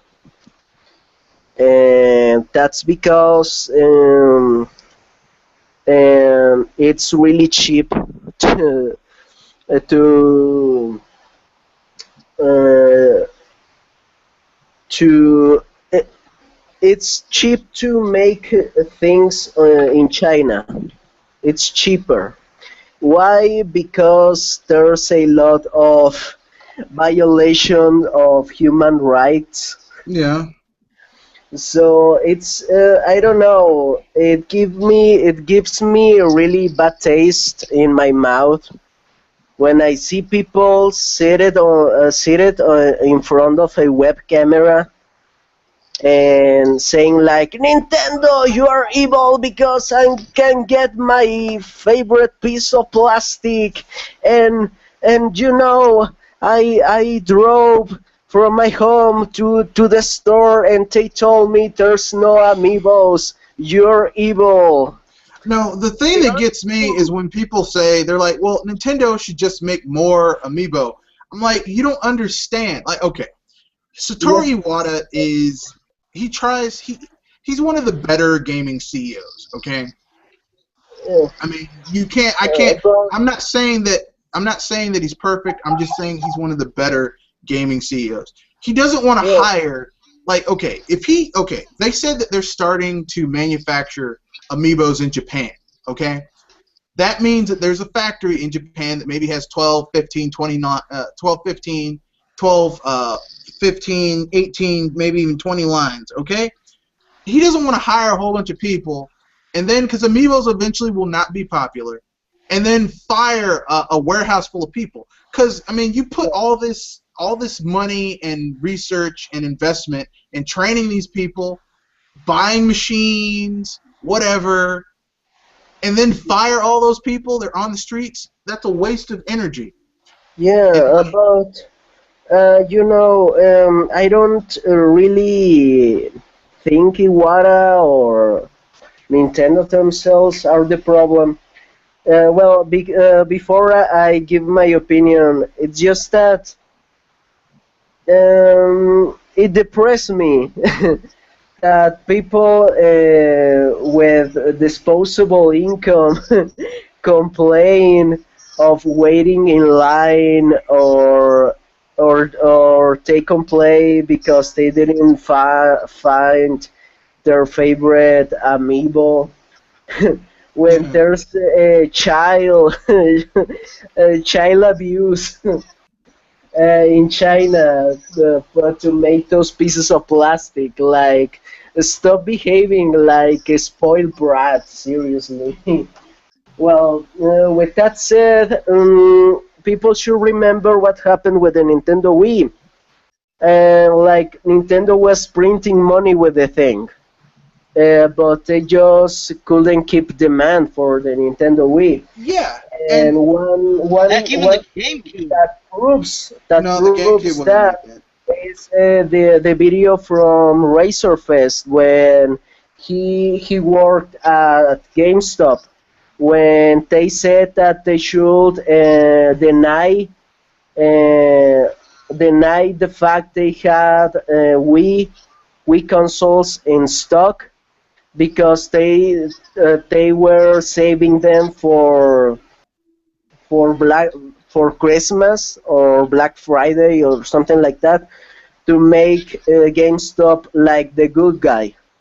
So it wasn't Nintendo's fault. It was the retailer's fault. And I'm going to read this short paragraph of the Nintendo representative. He said, it may interest you to learn that Nintendo doesn't ship products directly to retail locations. We take orders from distributors who sell our products and products from other companies and ship our products to their distribution centers. The distributors then take the orders from retailers and ship these orders to the retailers' merchandise centers. Once there, the retailers make all decisions about how to best sell this merchandise.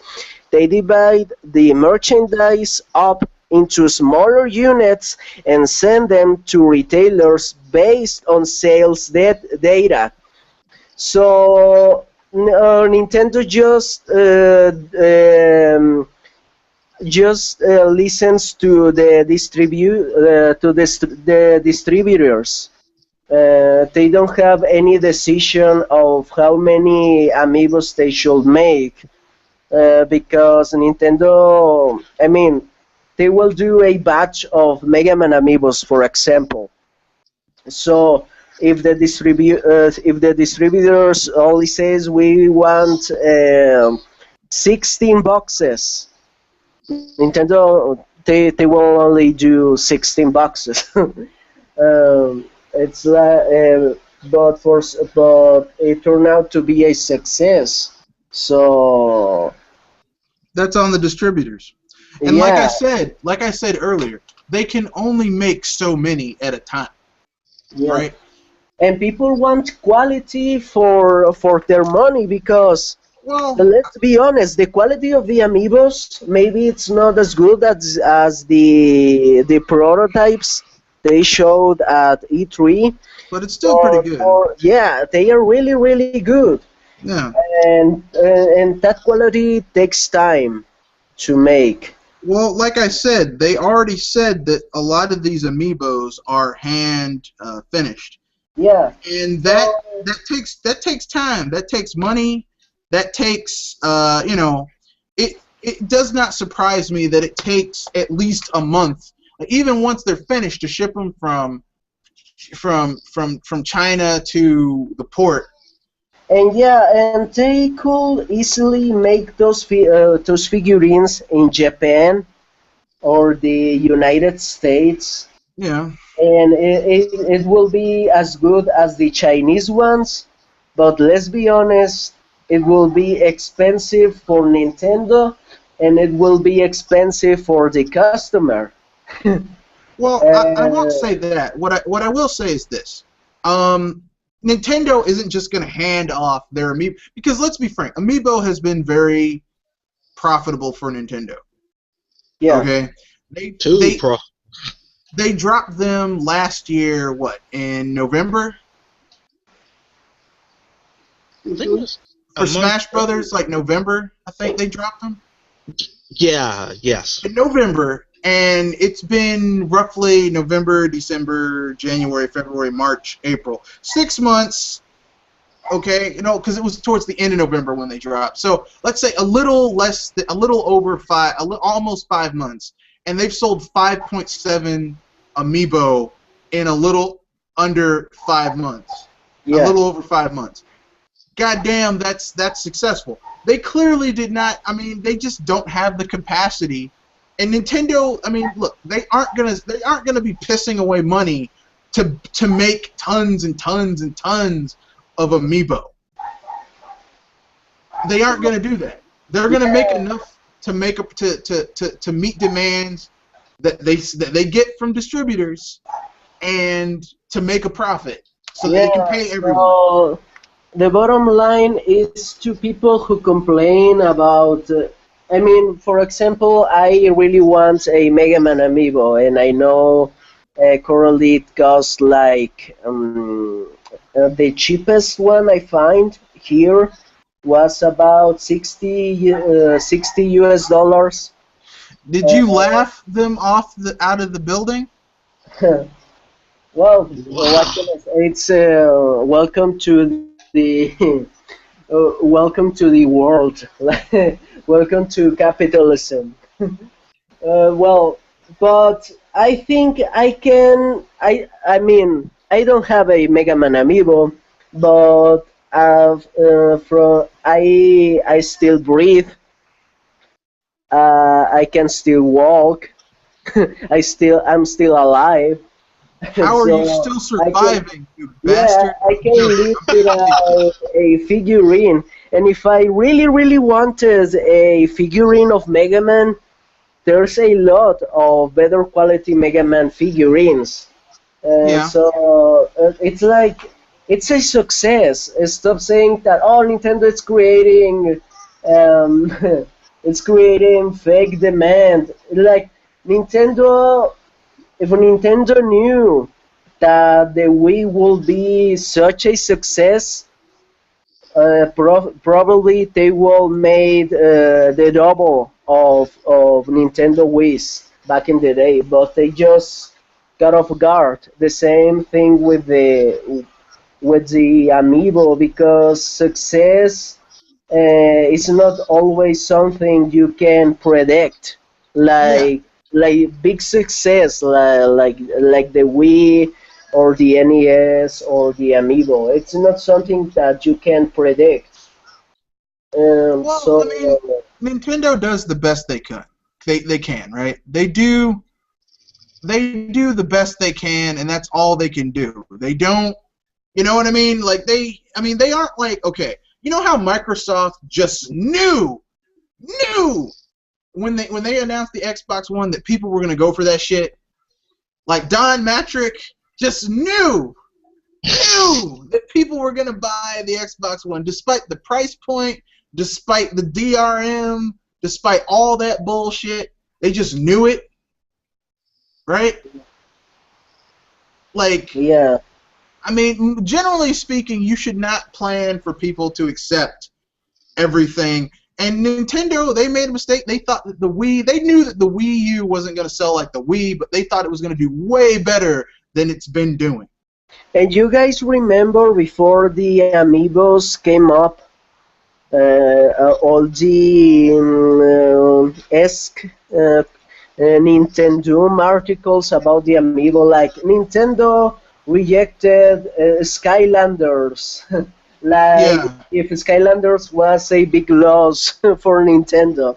Yeah. I mean, Why would they? Skylanders and Disney Infinity dreams to be as successful as the Amiibos. Like, you can find those figures anywhere. Like, no one Well, cares about those things. But I mean, they wish to people to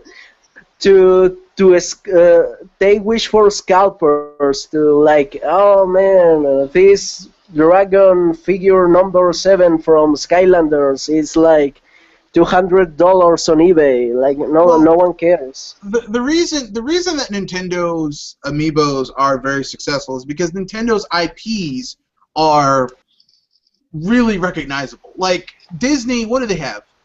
They're lucky they bought Marvel, because if they didn't have Marvel, I mean, Yeah. people are aware of Mickey Mouse. They're aware of Donald Duck.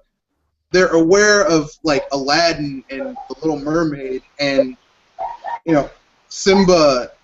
But really, like Disney, they don't treat their IPs as well as they should. So they lose a lot of their impact over the years. Yeah. Yeah. Have they made a Mickey Mouse amiibo yet? I think No. they made a wizard one, but like a straight up Mickey Mouse amiibo. Like you get Mickey from Epic Mickey in the game. Now that would be cool. I might get that set if they did that, but Yeah. they're not gonna do it because they're apparently afraid of that game. And also, people want amiibos to make in the same amount. Like, for example, the Nintendo will make Mario's and Link's and Kirby's and Pikachu's because those are the mainstream favorites. They obviously won't make like 5 million Shulks or 5 million Captain Falcons because it's not as successful. It won't sell as much. Like, I think from what I read, Link is of the best sellers of amiibos. In the West. The fact that Mega Man and Pac-Man and those and Sonic, those are third-party characters. I think Nintendo has to pay a fee for licensing. So they obviously will opt to make amiibos from their own properties. Well, like I said, they can only make a certain amount at a time. Like, let's say, like I said, a factory has 20 lines. They can only make, like, obviously, some of those lines, even though I said 20 lines, they're always going to be making Mario's, Zelda's, Donkey Kong's, Samus's. Like, there's going to be, like, 6 or 7 that they're constantly going to be making. So that only leaves 13 lines, and that's for the new shit that's coming out. So, I mean, all I can say is this. If you really want Amiibo, pre-order. Pre-order, pre-order, pre-order. Yeah. Or just People don't has never collect anything. They don't have any concept about what collecting is. Like they are shocked, like, oh my god, I'm so shocked. Look, because the Majora's Mask 3DS limited edition sold out in 2 seconds. They forget the GBA, the golden GBA. That was gone. Well, yeah. Look, here's the thing, okay? Like, do you guys remember the GBA that was actually made of gold? That wasn't even sold. They just gave that, like, you had to win a contest to win one of those. There's only like 5 in the world. Man, I want one of those. No, I wouldn't want one of those. That thing would be heavy as hell. But as I was about to say, cool. It would look cool, but I mean, that's too much. I mean, I have a gold N64 controller with the gold memory card with the golden Ocarina of Time cart, and that's about as gold as I want to get. If you get my drift. If you think it's too heavy, like a gold, a GBA made of gold, you can always give it to me. If I had one, I'd just put it in a vault. I wouldn't. Like, here's the thing: the purpose of having a console or a handheld is to play games. Why would I want something that even by itself is so impractical to lug around and play? But I digress. Any other topics before we wrap things up? Talking about old consoles, this is gonna be a quick one. What do you guys think of the retro market? How long do you think that's gonna be until that bottoms out? Or do you think that's second hand or what? I'm talking about, the retro market. Your Neo Geos and your old NES games, old SNES games. I think the NES game market is okay. Like, if you have a sealed copy of the first edition of The Legend of Zelda, you can make money from it.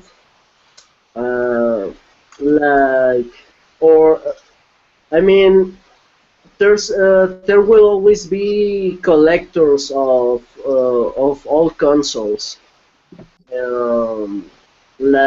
don't think it will disappear, even if the business model for video games changes to digital only or stream only. There will always be a market, even a niche market. If it's not as successful, but it will always exist. It won't die off. Like, people will always be willing to pay for a physical copy of a good game in great condition or even brand new. What about that game from the NES, Mr. Gimmick, that was only released in Japan and Scandinavia. It's and even Masahiro Sakurai and Miyamoto said it was a great game. It's like Mega Man mixed with Kirby, and really pushed the limits of the hardware of the NES. And for some reason, that game was only released outside of Japan in that country. So if you have a copy of Mr. Gimmick, you can make like around like $10,000 if you find the right buyer. So What Or you're about the always good. future? What about the the future future retro market? the future retro market. I think the future retro market is going to be kind of bleak because I mean, like with cartridges, everything you need to play that game is on the cartridge. Yep. You get what I'm saying? Like, if I want to play Gauntlet Legends, all I need is the cartridge or the ROM for that cartridge. Because if you have an EverDrive and an SNES or an N64, you can just put the ROM on the EverDrive. Not which is illegal if you don't own the original the original cartridge. Haha, you cheating bastards. But since I own all my stuff, then I'm giving you that out. But like with games that have like, you cannot play the original Halo now. I mean, you can play the single player, but the multiplayer that it was known for, you can't really play because those servers are gone. Unless someone builds a new server for that from the ground up. Well, no one's gonna do that because that takes a lot of money, and like you can do LAN parties with it. You can hook like 4 Xboxes or 8 Xboxes up and play it like that. But the thing is that most people aren't gonna do that. Most people aren't gonna have an original Xbox with and hook it into a LAN connector and play. They're not going to do that. So it's kind of I mean, a lot of like only games that everything is self-contained in one package are you going to be able to really enjoy in the next 10, 15, 20 years retro gaming wise, which sucks because I mean, I have a lot of old consoles. I have my SNES, my NES, my my N64, my GameCube, which I don't consider my GameCube to be a retro console.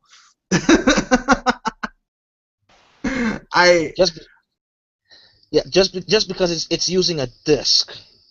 Well, I mean, it's not just that. It basically, my rule of thumb for retro consoles is that it has to use technology that makes it damn near impossible to replace and or get another copy of that game. They aren't unless you're talking about the cartridges for your 3DS.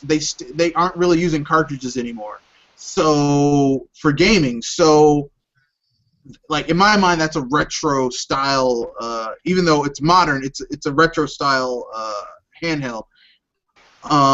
Like, and it's gonna be a pain to hunt down all the various patches here. Yeah, I exactly. think retro market it's only going to work for actually good games. Like I find it hard to believe that in 15 years people will say like, oh boy, I really need to play Evolve or yeah. I really need to play Watch Dogs. Like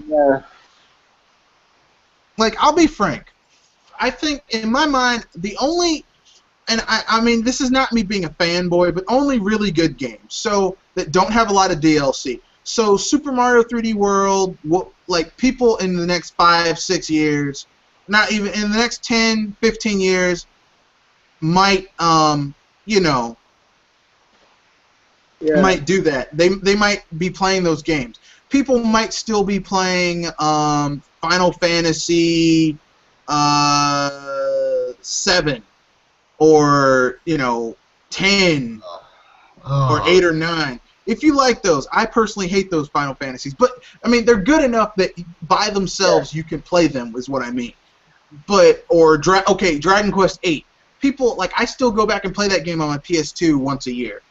But in terms of other games, I don't see people playing those other games very often. I don't. It's like music.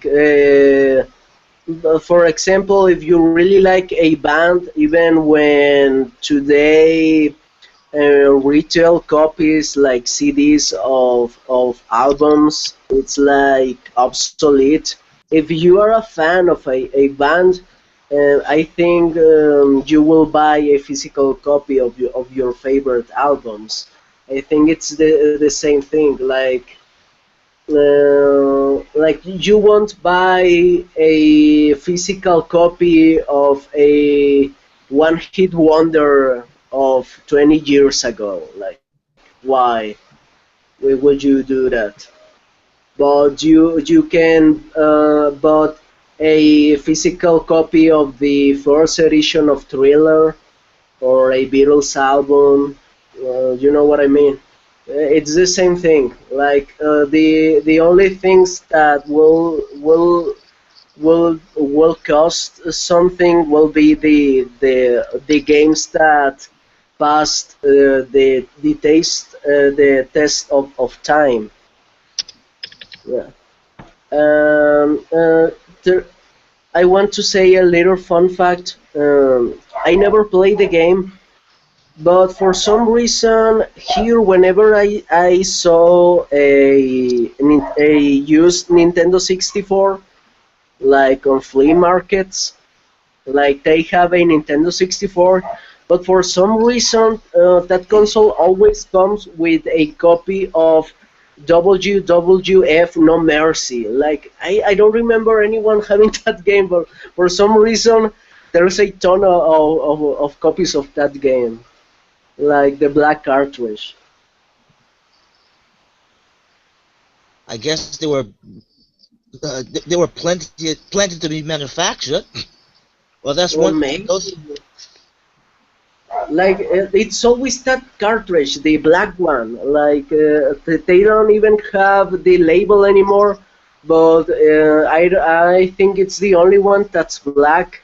Or maybe there's other one, but it's always the WWF No Mercy game. Like I've it's got a black cartridge yeah. I on don't an know. N64 game.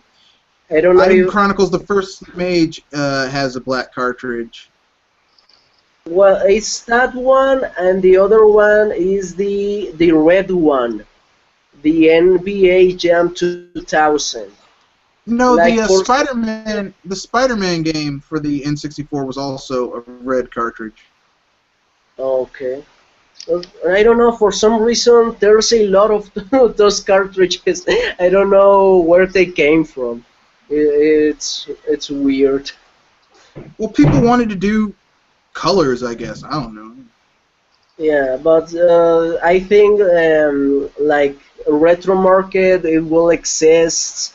Like you will always find those games on flea markets, and and of course the internet. Like yeah, yes, that market won't disappear. But as I said, it will be for games that people actually want to play. Like and guess what? I'm Yeah. pretty sure that you will find Super Mario 3D World in 50 years, and it will cost in good Donkey condition. Kong Country Tropical Freeze. And Yeah, in freaking mint condition. See, yeah, here's the thing. Nintendo games hold their value. I did a video earlier this week talking about how Sony was doing a settlement where they were like, oh, we have these games for the Vita that you can get for the Vita and the PS3, and their retail value is like $111. I'm like, who are you bullshitting? yeah. Your But games, look, your games don't hold. Sony games don't hold their value. After about 3 months, they lose like like they go down 60%. And if you wait a year, they're like $19.99, $25. They're very inexpensive. I really don't see anyone paying more than $2 for NAC Oh in God. 15 years. I don't see anyone spending any money at all on NAC. And I'm not just saying that because I don't appreciate the game. I'm saying it because NAC is just not a very good title. Yeah. Like I said before, does anyone remember Blasto for the PlayStation 1? Like it was supposed to be like the best game ever. It was surrounded by hype and just turned out to be a mediocre game. Like That's a seems lot like of games on the history. PlayStation. Yeah, seems like history is repeating itself, but humanity just don't want to learn about it. You know, Yes. Sony. Whenever you hear Sony say this game is meant to compete against this franchise, just run, because here's what happens. They say this game is supposed to compete against X franchise, and it winds up sucking, and people get mad. They're like, "Oh, I can't believe this game sucked." I can believe this game sucked. Like, what was the name of that title? I forget the name of it. It was called what was it called? Shit. Not Killzone. Yeah, it was Killzone. Killzone was supposed to compete against Halo. Killzone, look, Halo has been going down over the last few years, but it's still leagues better than, it's still not, Killzone, Halo is still better than, is still not doing better than Halo. So, I mean, people always do that. I don't know why, but whatever. Sony says that they made something to compete against an established franchise. Just know it's gonna suck. Okay? You think they'd figure out to stop doing that by now? Hey, it's a game. It may or may not be good. We don't know. Oh my gosh, they don't have to be so Debbie Downer on it like that as well. Well, that's how the games are. It's like Knack. Knack by itself is not a bad game. It's just not as good as its competition. Yeah. Right. I get what you're saying, but at least their job is to sell the product, although not But you can't sell overhype it. You can't. I mean, Knack was a demo game. That game should have been a pack-in with the PS4. That game should have been like Knack, that weird game that everyone said you have to get on the PS4 that like is basically a PS3 game. That's a downloadable title, and maybe those two games should have came packed with the PS4. That would have been the Nintendo Land for PS4. Yeah. Or maybe not. I don't know. Nintendo Land. I gotta say, even Nintendo Land has its fair share of personality in it. Yeah, I haven't played Nintendo Land, but it actually looks like it has potential. Like, I don't know, it looks more appealing.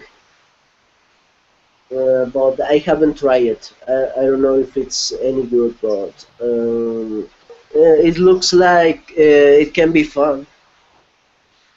Like, It's a fairly decent game. I like it. it's like people say that Nintendo doesn't make new IPs. I think they do new IPs, but people say, oh, but it bombed, it failed. And I think what Nintendo does is experiment with the IP. Yeah. For example, Tomodachi Life. As I said before, it's not it's a short-lived game. It's too limited, but the concept itself it's too entertaining. So the game actually sold well in Germany for some reason and North America. Yeah. So the game has potential to have a sequel and to have a bigger budget because the game seems to have a really low budget. Well, So I mean, it's basically just the Miis that you collect just show up at your on your little island and they just do stuff. It's like The Sims, but not as bad. but you know why this streamer Bansos started streaming that game, making like 1 hour session for each video. and currently he's on episode 49 of Tomodachi, and it become like a fan favorite. It's like a reality TV show. Yeah, I mean, Because it's fun, but I think that's the main problem with Tomodachi Life. Like, it's too short-lived. If Nintendo gives the game a big, it's like with the Animal Crossing game. You know, it started on, I don't know if it was on the GameCube or the Nintendo 64. in I don't know. Japan it started on the N64. Yeah, In J- and currently it's a really strong IP for Nintendo, but I think at the time when Animal Crossing was released on the N64 and the GameCube, people just shrugged it off. But Nintendo just kept releasing the game, and now it's one of their biggest franchises. And I think the same potential is on Tomodachi Life. But well, I think that's the way you make a brand. Like you want if you want to have like a big success on just one game, like a new superstar on one game, you're wrong. The same thing was with Mega Man. So you got to give those franchises and IPs patience. So like Luigi's Mansion, like that game was released on the GameCube, but I think the Nintendo is the only company that gave a sequel to a game that wasn't a 9 million seller. And I think that's the way you should handle your IPs. Like, know what worked and what didn't, so you make a better sequel the next time, and give the game like 5 or 4 years of rest before making another attempt. well, I mean, not to say that they don't have cash cows that they sell, that they just like squat out there like Mario Party. But Mario Party has its place. I'm not gonna get too mad. Oh, how dare they? Yeah, Speaking of Mario Party, no, I'm not gonna bring that up. yeah, I haven't played any Mario Party. I just tried that one on the DS, but seems like the kind of game you only enjoy like playing with your family if you're a child, or playing with your friends if you are an adult. But on current times, seems like people really don't want to interact with other people, like in the same room. Like they rather to just talk shit on first-person shooters. Maybe that's the reason why. Like, I don't know. I don't know if the times when you play with physical people will ever come back. Yeah. Well, I mean, Nintendo is still trying to keep local multiplayer alive, but people keep on getting pissed because they want to be antisocial. Yeah. Yeah. It's like, yeah, no. It's like that movie Wall-E, where all the human beings are now like like fat and they don't move. It's terrible. Yeah. That is Wall-E is a great movie, but it's also a horror movie. Yeah. This is what can happen to the Earth if we don't get our shit together. That's Yeah. Wall-E right there. Yep. Okay. So, anything else before we're done?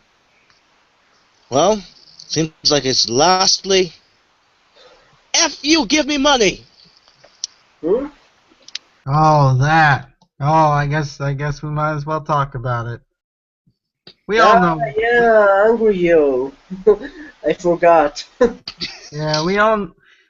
I think this can be summed up. You know, all that a lot of these big YouTubers care about when it comes to the whole Nintendo program is money. And the thing is, that actually really doesn't bother me. I wish they would come out honestly and just say, well, you know, us and Nintendo, it's not really a good business venture for us, and sorry to inconvenience you, but we will not have Nintendo content on our channel. Um, and let it be that. But no, we have to make it this whole moral slash legal issue and stir up a big fuss so we can look like this white knight and that it's just free advertisement. All nonsense. which Yeah, is I guess. bullshit. It's Um, not free it, advertising. it's when I hear people say that, it's just it's such bullshit. And the thing is like they don't have a legal leg to stand on because I mean it's Nintendo shit. I mean, like I know people are like, well, you know, I'm adding my own creativity to it, but you couldn't make a video if Nintendo hadn't made the game, right? So I mean, it's their shit. You can't monetize someone else's shit unless you have explicit permission to do it, like Black Nerd or other channels that are very, I would say, that are in Nintendo, that are like that are Nintendo sites basically. But other than that, I mean, you know, and not to mention, and I'm just gonna say this and then leave it to you guys. Angry Joe fucking like he didn't actually buy a Wii U. Like, people donated money for him so that he could buy one. He didn't spend his own money. And I know that fucker makes money to buy a damn Wii U. It's $300. I wish he said it like this. Um, Cheap bastard. he got donated a Wii U, and then add $900 on what he spent on the Wii U. If he said it like that, I wouldn't be on his case. That's just one. It's kind of ironically when before all this thing happened, and Angry Joe made a video and this quote came out that "F you, give me money." Well, it's kind of ironically this is how it looks on him. He basically said, "F Nintendo, give me money." The reason I believe that it's not free advertisement is again the idea of there's no such thing as a free lunch. They are still making money off of Nintendo's product. They are still, reaping financial gain off of their product. Now, if they weren't not monetizing their videos and they were putting up videos and Nintendo was filing copyright claims, then I could see why you would run around screaming it's free advertisement. I know Nintendo isn't paying them directly, but if the money that they are getting from various partners or from YouTube were to disappear tomorrow, like YouTube would say, we're cutting you off, then they wouldn't make any more videos. They would have to go find other jobs A or real job. Actually, no, I take that back.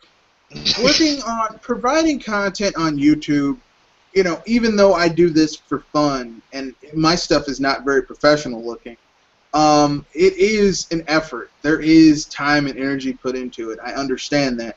But for the love of God and all things holy, look, you want to make, I mean, I make videos about people, about stuff, but you know what I do? I don't monetize it if it has material in it that I don't own the rights to. So then they can say, well, I'm using it, but I'm not monetizing it.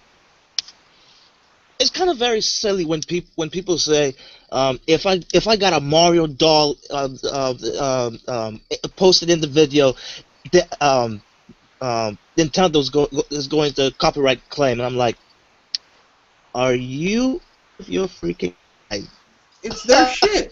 I mean, like, okay, if you're an artist, you draw something, and someone uses your stuff, right? and you like make it big and someone uses your stuff, or if Mario TGP, you're a programmer and someone uses some of your coding, I mean, and you don't get your cut from it because it's yours, you'd be pissed too. Yeah. I mean, I don't understand why people think it's okay for them. Oh well, I'm giving you exposure. No, you're not. You're stealing my work and making money off of my work. That's what you're doing. Yeah.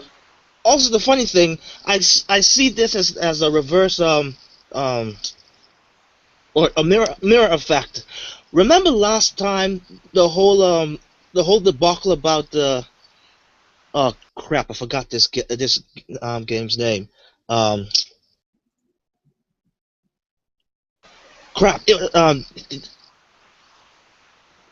was about the game that you type words in it and stuff appear in the game. Crap. What was that game? Anyway, well, Shaq Fu. heck no, that was not Shaq Fu. But anyway, they had the that kitty playing piano thing in that game. The person that actually made that original video actually tried to sue that and sued about that, and that was a game published by Warner Brothers. Now I'm seeing the same thing with Angry Joe Nintendo, but this time in an opposite way. So you mean to tell me that a YouTuber can have have the right to do this, but when a company does it, it's not okay. Well, the bullshit is real.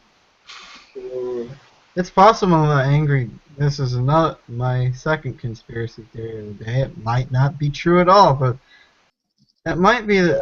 I think they will be pissed if the television used a entire video clip of a YouTube channel, like let's say the television, like a television network, just out of the blue decides, you know what?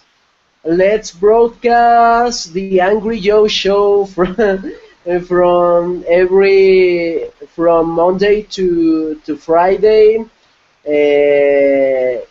at standard time, like 9 p.m. And without permission of Angry Joe, like a review of his. So I think he will get really pissed, and he will say, No. "Hey, why are you using my videos?" And the He television wouldn't get pissed. It's free advertising. Yeah, and you know, it's very It's free. It's Hey, free man. advertisement, man. It's free advertising. He's not gonna get pissed. They should be. Look, he should be proud that they're giving him free advertising. I'm sorry. I didn't want to cover this topic because at this point it's beating a dead horse. Okay, we all know that it's just. I mean, that's what people want. That's what they need. That's what they desire. Whatever. Well, I will say it because it's a gray area.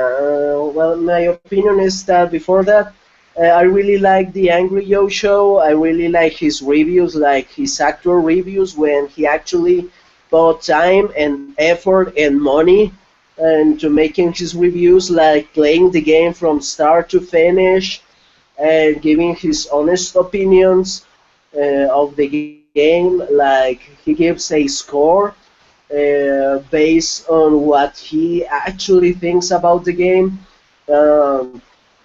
That he takes time to do little sketches at the start and the end of the video, and I think the guy is actually funny. I was a big follower of Channel Awesome before its decline recently. And I think that's the occasion when you can say it's fair use, because they just got to relevant parts of the review, I mean relevant parts of the game for the context of the review. And I think that's a case when you can say, well, it's fair use. He's making a review. He's expressing his opinion, and I have no problem with him making money out of it. And I think that's how he started. But there's a point where you get famous, and like any good human being, when you achieve certain amount of popularity, like I hate to say it, but that's how the the human brain works. And most of the time, obviously, there's people who can be humble even if they are super famous. But currently, all he does most of the time is just do let's plays. Like he's just another let's player on YouTube who happens to be more famous than the other one. You know, So he makes a living. I mean, the guy makes a living out of sitting off his ass and yelling at the screen. I remember a scene from one of his Let's Play, and all he did was just scream, "Police brutality! Police brutality!" That's his genius content. I uh, mean, I love his reviews, but that is the quality for his Let's Play, I and he don't. makes a living out of it, and I'm okay with that. I'm okay, I'm fine with him living comfortably, doing what he likes. No, But when you get to the point where fans donate you a Wii U, that it's not enough for you. That's not enough. You have to make money out of it too. Like you can please the fan that gave you a free Wii U. You also need more money. That sounds like you just lost touch with reality. Like I would really like to be like to have the opportunity to live out of playing games. To be honest, and I The thing think is, he's being a little bit ungrateful on how great the life is being with him. You And know, the thing normally is, I would agree with you, but here's the thing that bothers me with Angry Joe is that like his big thing is that he's supposed to be critical on the games he's reviewing, but he'll have a game, rip it a new one, and then still give it a decent score. I'm like, what the fuck? like here's the thing, okay? If I created a review where I was called the bullshit buster review, and I'm like, this game is bullshit. I'm gonna tell you, don't buy this game, run away from it, don't spend a dime on it, it's a piece of shit. I'm not gonna be like, don't buy this game, run away from it, it's a piece of shit, but I give it a 7 out of 10. You know, I'm gonna be like, no, it's got a 1 out of 10. If you see this game, stab it in this chest with a stake, and then pour holy water on it and light it on fire. That's what you do to this game because it's so bad. And the kicker, and the kicker to all of this is Angry Joe knew exactly what he was what he doing. was doing, yes. Yeah, Oh, it was exactly. a play in order to get people. Oh, how bad is Nintendo? Oh, those bastards! I'm like, I mean, God damn, man, I, calm the fuck down. I mean, that made me like WTF. I mean, the first time it happened with Mario Kart 8, then actually for me, that first one, okay, I would say the old saying, you fool me once, shame on me. You fool me twice, shame on you. Which is between these two incidents with Nintendo, they brought up this YouTube program. Guess what? He bashed the living snot out of it. Instead of like GVGI GVGI and you said that you know he might try to work with Nintendo, go have some sort of middle ground or something like that, because as as I would just like he said, I am also in the mind that it's a right step, a right step, a right direction. Yeah. Oh, great. Now I'm actually mixing up my words. It's a right step to a direction that did, but it's kind of flawed. And for me, the reason why this Nintendo YouTube program is flawed to me is the whole waiting 3 days, 3 business days. That they really need to oust that thing out the window.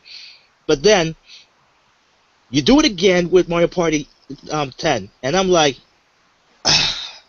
I gave you a pass the first time, Angry Joe, but this second time it feels really fishy to me. And I used to like Joe Vargas content like TGP, but then when you notice these signs, and even before all of this thing happened, you look at the track record of Angry Joe, of the questionable things that he has done, and that's like, okay, I really can't take you at face value anymore. It seems like every mistake you make, I'm going to watch you like a hawk. Cause I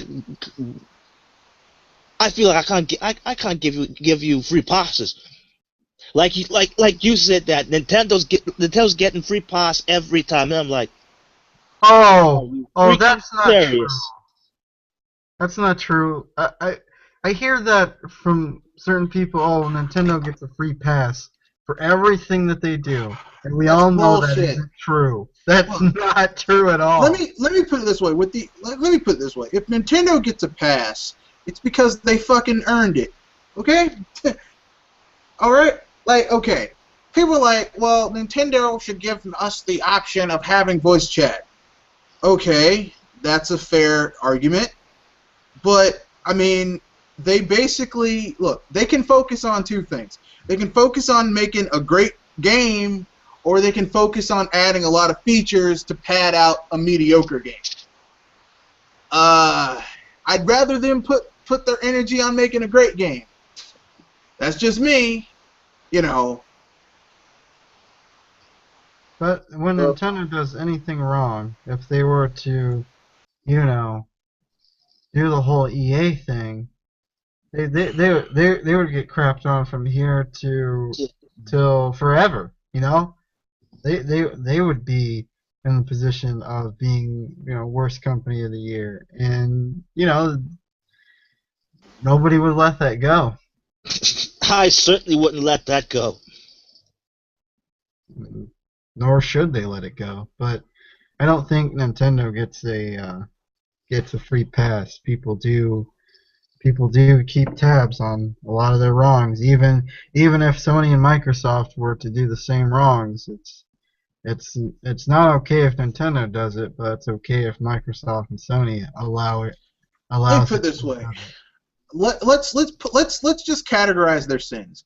Nintendo released a console that didn't have a killer app that resonated with the vast majority of people. I personally like Nintendo Land. It's not a game that I play now, but I liked it. But then they got their shit together and started releasing some great games. Okay. So we're almost 3 years out, and the Wii U has the best library of games for any of the 8th gen systems right now. Okay? Xbox has the second greatest lineup, but the leap in quality, the fall in quality is great. Okay? Xbox has the Halo Master Chief Collection, which is basically 5 games that if you have an Xbox, because they released the Halo Trilogy collection HD'd up on the Xbox 360. So really, you're getting one new game and some new functionality on an old game. Okay? So 4 games, 1 package. Sunset Overdrive, Killer Instinct. Like, maybe, what's another really good Xbox 360 game? Thumbs up! That's about it. Okay, 3 damn games that are exclusives that are like you can't get anywhere else that are only on that system. And then you got Sony with those sorry motherfuckers. 1 game, and I'm gonna give it to them. Bloodborne. Okay, that's it. 3 8th-gen consoles. Only one has a library of games that are unique, exclusive, and are scoring well. But the company that made the system and endorsed those games, put the relationship together to get those games put on the system, they're bad. For what? Microsoft wanted to fuck consumers up the ass with DRM. Sony wanted to do the same thing, but saw the reaction Microsoft got, and they're like, hey, we don't want to do that. We're the good guys. But now, I mean, Sony is doing the same thing, only not only that, they have the audacity to charge you for backwards compatibility for games that you can get on a PS3. You can get a brand new PS3 right now, 60 gigabyte model for $100. And they want to charge you for games you can get on sale at a GameStop for 13, 15, 20 bucks. They want to charge you for the privilege of streaming it to your PS4. Fuck Sony. And fuck Microsoft. There you go. Yep. Sorry, things got a little real right there. But that's how... One last thing with me. To the person that donated that Wii U to Angry Joe, I don't know. You need to get kicked up the ass. No, I wouldn't even go as far as that. I feel sorry for you because even me, who actually do like Angry Joe, still is, but now that's on the winning side. For some reason, I saw this coming. I don't know why, but it smelled. I can feel the scent miles away. He just had to have a freaking excuse to not do anything with Nintendo. Angry Joe doesn't give a damn about Nintendo. He never really has. He never talks about Nintendo when he talks about the 8th generation. He only talks about Xbox, Sony, and PS4. Yep. And when the majority of the time he actually does speak about Nintendo, well, guess what? He's angry at that time. Only a few times, and I mean very, very few times. And I'm saying truth here because I've seen his videos. Very few he mentions, Nintendo's doing okay, and that's it. Well, look, here's the thing. That's not his thing. He doesn't want to talk about the good things Nintendo does. Well, look how much they're fucking up. They're fucking up. Oh, shoot. Oh, by the way, shout out to Black Prion, because when this whole fiasco about this content ID match that first happened, and Nintendo was also in that mix, or no, when Nintendo was actually targeting Let's Players, I could not believe the moment I heard when he said that Nintendo was in the right. I was like, what? It's their shit. I mean, why? Look, man, look. This is business. It's their look. Okay, if you that was the unpopular opinion. So I was surprised to actually hear logic. No, people get mad, but this is basic truth. Look, if you own the copyright to content, it's your shit. People can't go and monetize something that belongs to someone else. Now, if Angry Joe wants to make a video about something and not monetize it, he can do that all day. No one's going to say anything. But when you sit there and try and make money off of someone else's shit, there's going to be a problem. So yes, Nintendo, Sony and Microsoft give those fuckers a pass. They're like, oh, well, we need we need those people to promote our products. It's cheap advertising, not free. It's cheap. It's cheap advertising, but that's not really what's going on, is it? I'm sure they're getting kickbacks. I'm sure they've found some way to stealthily get kickbacks from a lot of the Let's Play revenue. Would you believe Angry Joe was one of those?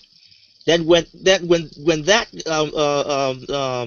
surfaced, he had to he had to post or claims that, hey, I'm being paid to do this. Yeah, I mean, it's obvious that these people are getting paid to do X, Y, or Z. And look, I'm not gonna knock their hustle. I'm glad you're getting paid, you cheap, you so and so. But I mean, on the other hand, Why? I'm not gonna sit there and be like, oh, well, you know, they totally need to listen to me because.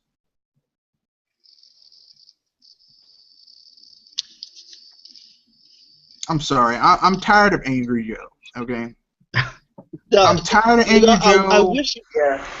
I wish you went there, because when he just said, "I'm doing this for you guys," and I'm like, "Yeah, right. You're doing it for us, and yet you wanted the money. The, You're the doing it for." problem is the problem is it doesn't bother me that he's doing it for money.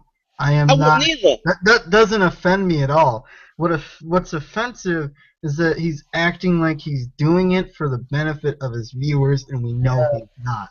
Like I am the Vox Populi. Like I am the people's champion. Yeah, that's what bothers me is when he goes around saying that he's doing this. Like, okay, the YouTubers that came out against Nintendo's YouTube program, they don't give a fuck about Nintendo's YouTube program because the people you see who said shit, you notice, none of them actually cover Nintendo. They cover other shit. Okay? PewDiePie very rarely covers Nintendo. And You know, the other people. Yes. Speaking about PewDiePie, I'll actually give him more respect than Angry Joe, because at least he said his Nintendo games are at the bottom of the list. Let me He put didn't it say this way. he's not blocking I it. don't give respect to PewDiePie. Fuck PewDiePie. And the thing is, I hate PewDiePie can go PewDiePie, suck a dick. Okay, that's what I think about PewDiePie. PewDiePie, but I digress. My point is this: none of these motherfuckers actually do Let's Plays of video games. The reason they're pissed off and scared of this program is because if Sony and Microsoft and EA and Activision and all these other ones get in this program where they can only do Let's Plays of one game, they'll have to change their channels around. They're deathly afraid they'll have to change how they whore themselves out to make money. That's the main reason. If the program actually has success, and probably the other companies will adopt the same system. Yep. Probably they will try to disguise it like with another name. Like they probably do some PR stunt at first, but at the end of the day, it will be the same thing. And let's be frank, Sony already Because- has it. Sony already has it because we all know a certain Easter Bunny bippity bop gamer who already is a Sony partner. I mean, totally a Sony partner.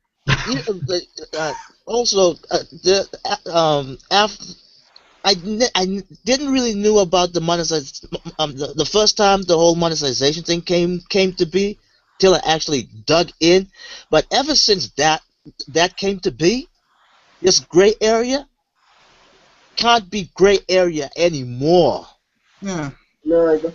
And let's be honest, as I said before, I don't think the money that you like. Well, maybe one channel isn't that much, but if we count every single penny that up to date, like until today, YouTube has generated with Nintendo content, I think we're talking about millions of dollars. Billions. And that's Billions. not a small amount of money. There's a reason why Nintendo is doing this, because they know They those want their aren't, money.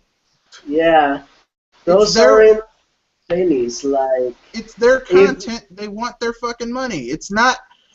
People keep on I thinking this shit is like, oh, well, you know, Nintendo. Look, don't let Nintendo's nice guy image fool you. They're a business. You don't go into yeah, business not to make money. I think that if one day Iwata wakes up and says, you know what, I feel generous today, so I will give Triple M or Mr. Red Fox or me or RJ. I'm going to give to one of those guys all the money we made out of YouTube in 1 year. I'm sure if we got that amount of money just 1 year, we could retire for the rest of our lives. I don't know about retire. I don't know if I can retire, but I tell you this much. I could live really well for a long time. Oh, Yeah, God. like I think it's an insane amount of money because it's not only Wii U games, it's Wii games, it's GameCube games, it's Game Boy games, Game Boy Color games, Yep. Advance, DS, 3DS, NES, I'm just SNES. look. I'm just saying that they hold the copyrights. They hold the rights to the IPs, Yeah, and it's not right and fair that someone can make a money off of something that someone else did when they didn't create it and they don't hold the rights to it. It's not enough just not to create it. It's that you don't hold the rights to it. So I mean, and for these YouTubers who, in the first place, because you notice all these people are like, oh, I didn't hear shit from Black Nerd. I didn't hear shit from Game Explain. I didn't hear shit from people who cover Nintendo. Not a word. No, nothing negative about it. I didn't hear shit from people who have a nice balance of covering Nintendo and the other console manufacturers and gaming licenses and shit like that. Only these people who very rarely, if ever, cover anything Nintendo had something to say, because if the other companies go with this, they're fucked. yeah. Okay? Yeah, well, that's the real. That's the reality of business. You know, things change. Things are the deck shares on the Titanic are going to be rearranged. So you have to either adapt or update your resume. So, Oh, unfortunately, and by the way, if you're gonna make this as your freaking job, how about go through the freaking proper channels first? and unfortunately, I mean, as someone who, I mean, I don't have a job on YouTube. My subscribers haven't even cracked 500 subs, but I'm just gonna put it like this: as someone who went to school, got 2 bachelor's degrees, worked on Capitol Hill, volunteered with AmeriCorps, um, worked a minimum wage job between those two things because I was kind of bored for a little bit and I didn't want to get a job until the other one started. And then am going back now, started a business after that, going back to school, getting my master's. I take umbrage at some motherfucker who didn't do any of that shit, Yeah. acting like they did something. Oh, I can't believe the economy. Fuck you. Get a real job. I wouldn't say that. Just get a real job. I will say that if you're making a living out of YouTube Let's Plays, good for you. It's great. Just keep improving yourself. I mean, do you But see if yourself you as an think old man that's doing this not shit? enough, but if you think that's not enough and you aren't grateful about that, you aren't grateful about that thousands of people give a damn about you yelling at a monitor, and that gives you money. If you think you are changing the world and you need more, then then get a real job. If Here's you my think like question. Here's my question before we wrap things up. Does anyone see PewDiePie or Angry Joe doing this shit 15 years from now? Oh Just no! imagine an old man. I don't like Call of Duty 94. You know, It's not good enough. it's funny, well, it's funny that you mentioned that because that made me remind me of a skit on X Play years back about an old Adam Sessler and a very mundane old Morgan Webb. Okay, I don't Like, see that shit happening. That's all I'm saying. do you guys remember the YouTube channel Fred? What? Yeah, exactly. That's you just made the point. You just made your Yeah. point, and no one The remembers guy it. was popular around 2006 to 2008, but today nobody knows who that guy is. But he was huge back in the day. So the same thing with people who thinks they will last forever, being the favorite of their 13-year-old audience will never grow up and move on with their lives. They think they are the next Dalai Lama. Hey, Let me good put it this way: it could be if I was family job. Angry Joe, I would spend some of that money that he spent getting a Wii U and go back to school and get a job that's a little bit more stable than YouTube, because YouTube is constantly changing. Because remember when they merged with Google and people got pissed because they started doing copyrights on everything, like music, like even remember certain people, even though they made the music themselves, it was original music, they were getting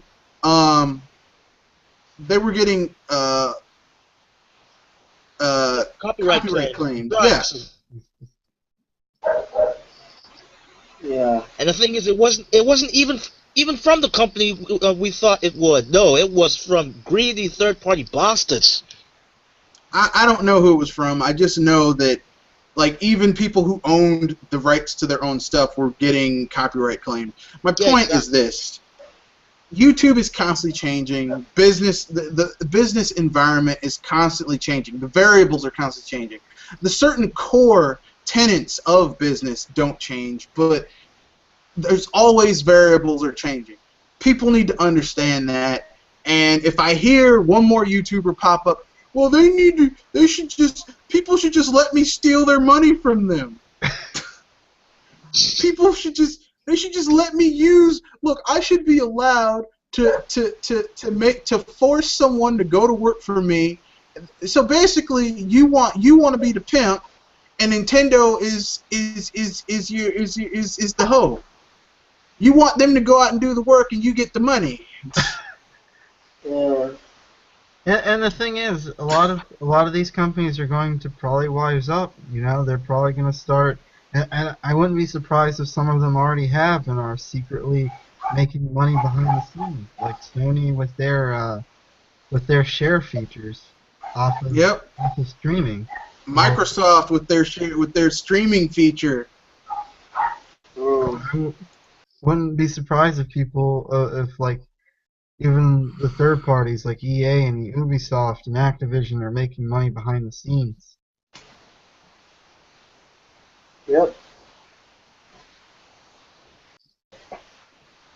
I will always be supporting video game reviews when they put actual effort, but if you are a Let's Player, your repertory needs to have more than just yelling.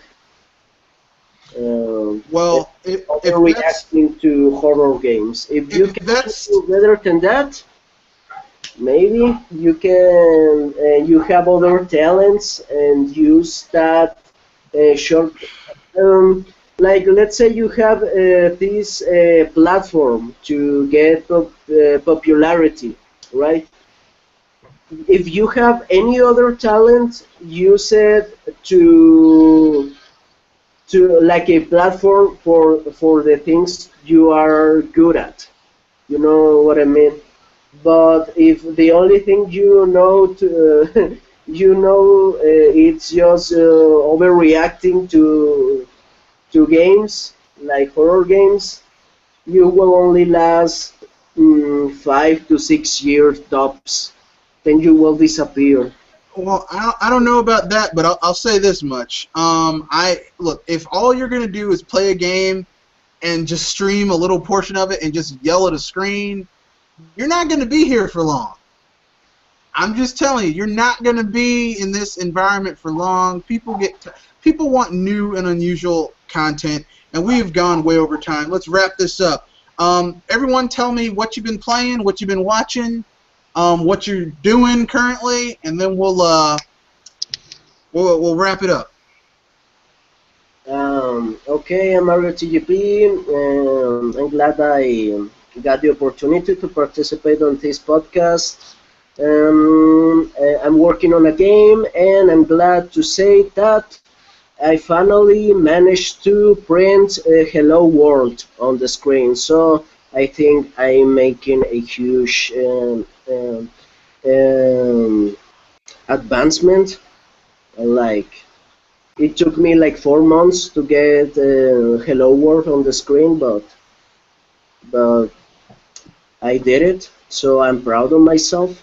And this week recommendation for indie games will be Freedom Planet. It's available on Steam. It's a combination of Gunstar Heroes, I think, and Sonic. I really enjoyed it, and I read that it's going to be released on the Nintendo Wii U soon. So try buy that game and give the developers of that game support to keep making great games. What game was that? Freedom Planet. Oh, I've played that game. It's pretty fun. Yeah. My name's RJ, and I made a couple videos talking about the whole Angry Joe situation and something else. I also made a response to one of Shokio's videos. And Oh God. and there's a video that Shokio made about talking about negativity and him.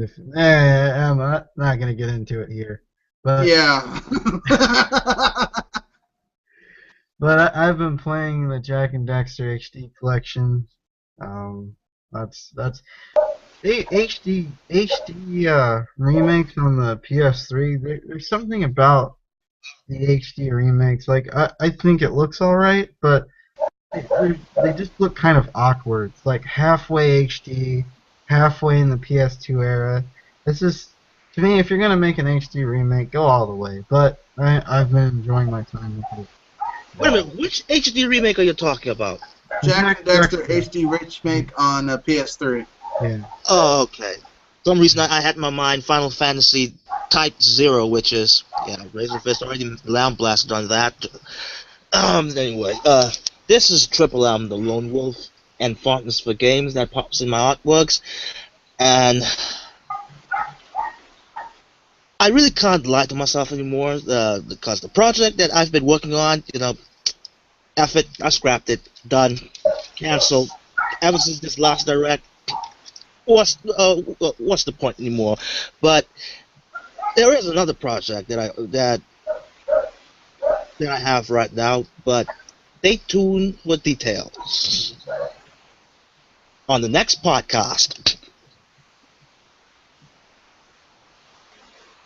Okay, and I guess it's up to me. This is Mr. Red Fox, formerly known as Mr. El Rojo Zorro. Oh, no. Say it like you mean it, man. Señor El Zorro Rojo. It used to be that, but no longer. I had to translate it because people were, I can't say your name. You say Espanol? Wow. They can't do it. I guess it's bilingual. Espanol. Yeah, they didn't, not even basic Espanol. It's like, well, you could just translate it. But whatever. So now that we've done that, so I've been playing a lot of Gauntlet Legends and Congress Bad Fur Day on my N64, along with Super Mario 64 on the Wii U Virtual Console, and that's been fun. What else? I've been watching a lot of sci-fi films this week because this was my summer vacation, so that was fun. And so I plan on doing the other two films in John Carpenter's Apocalypse trilogy sometime later on this month, so that's going to be fun. Reviews of those and review of Box Boy for the game for the 3DS. So yeah, and with that, I bid you guys good night. Adios. See ya.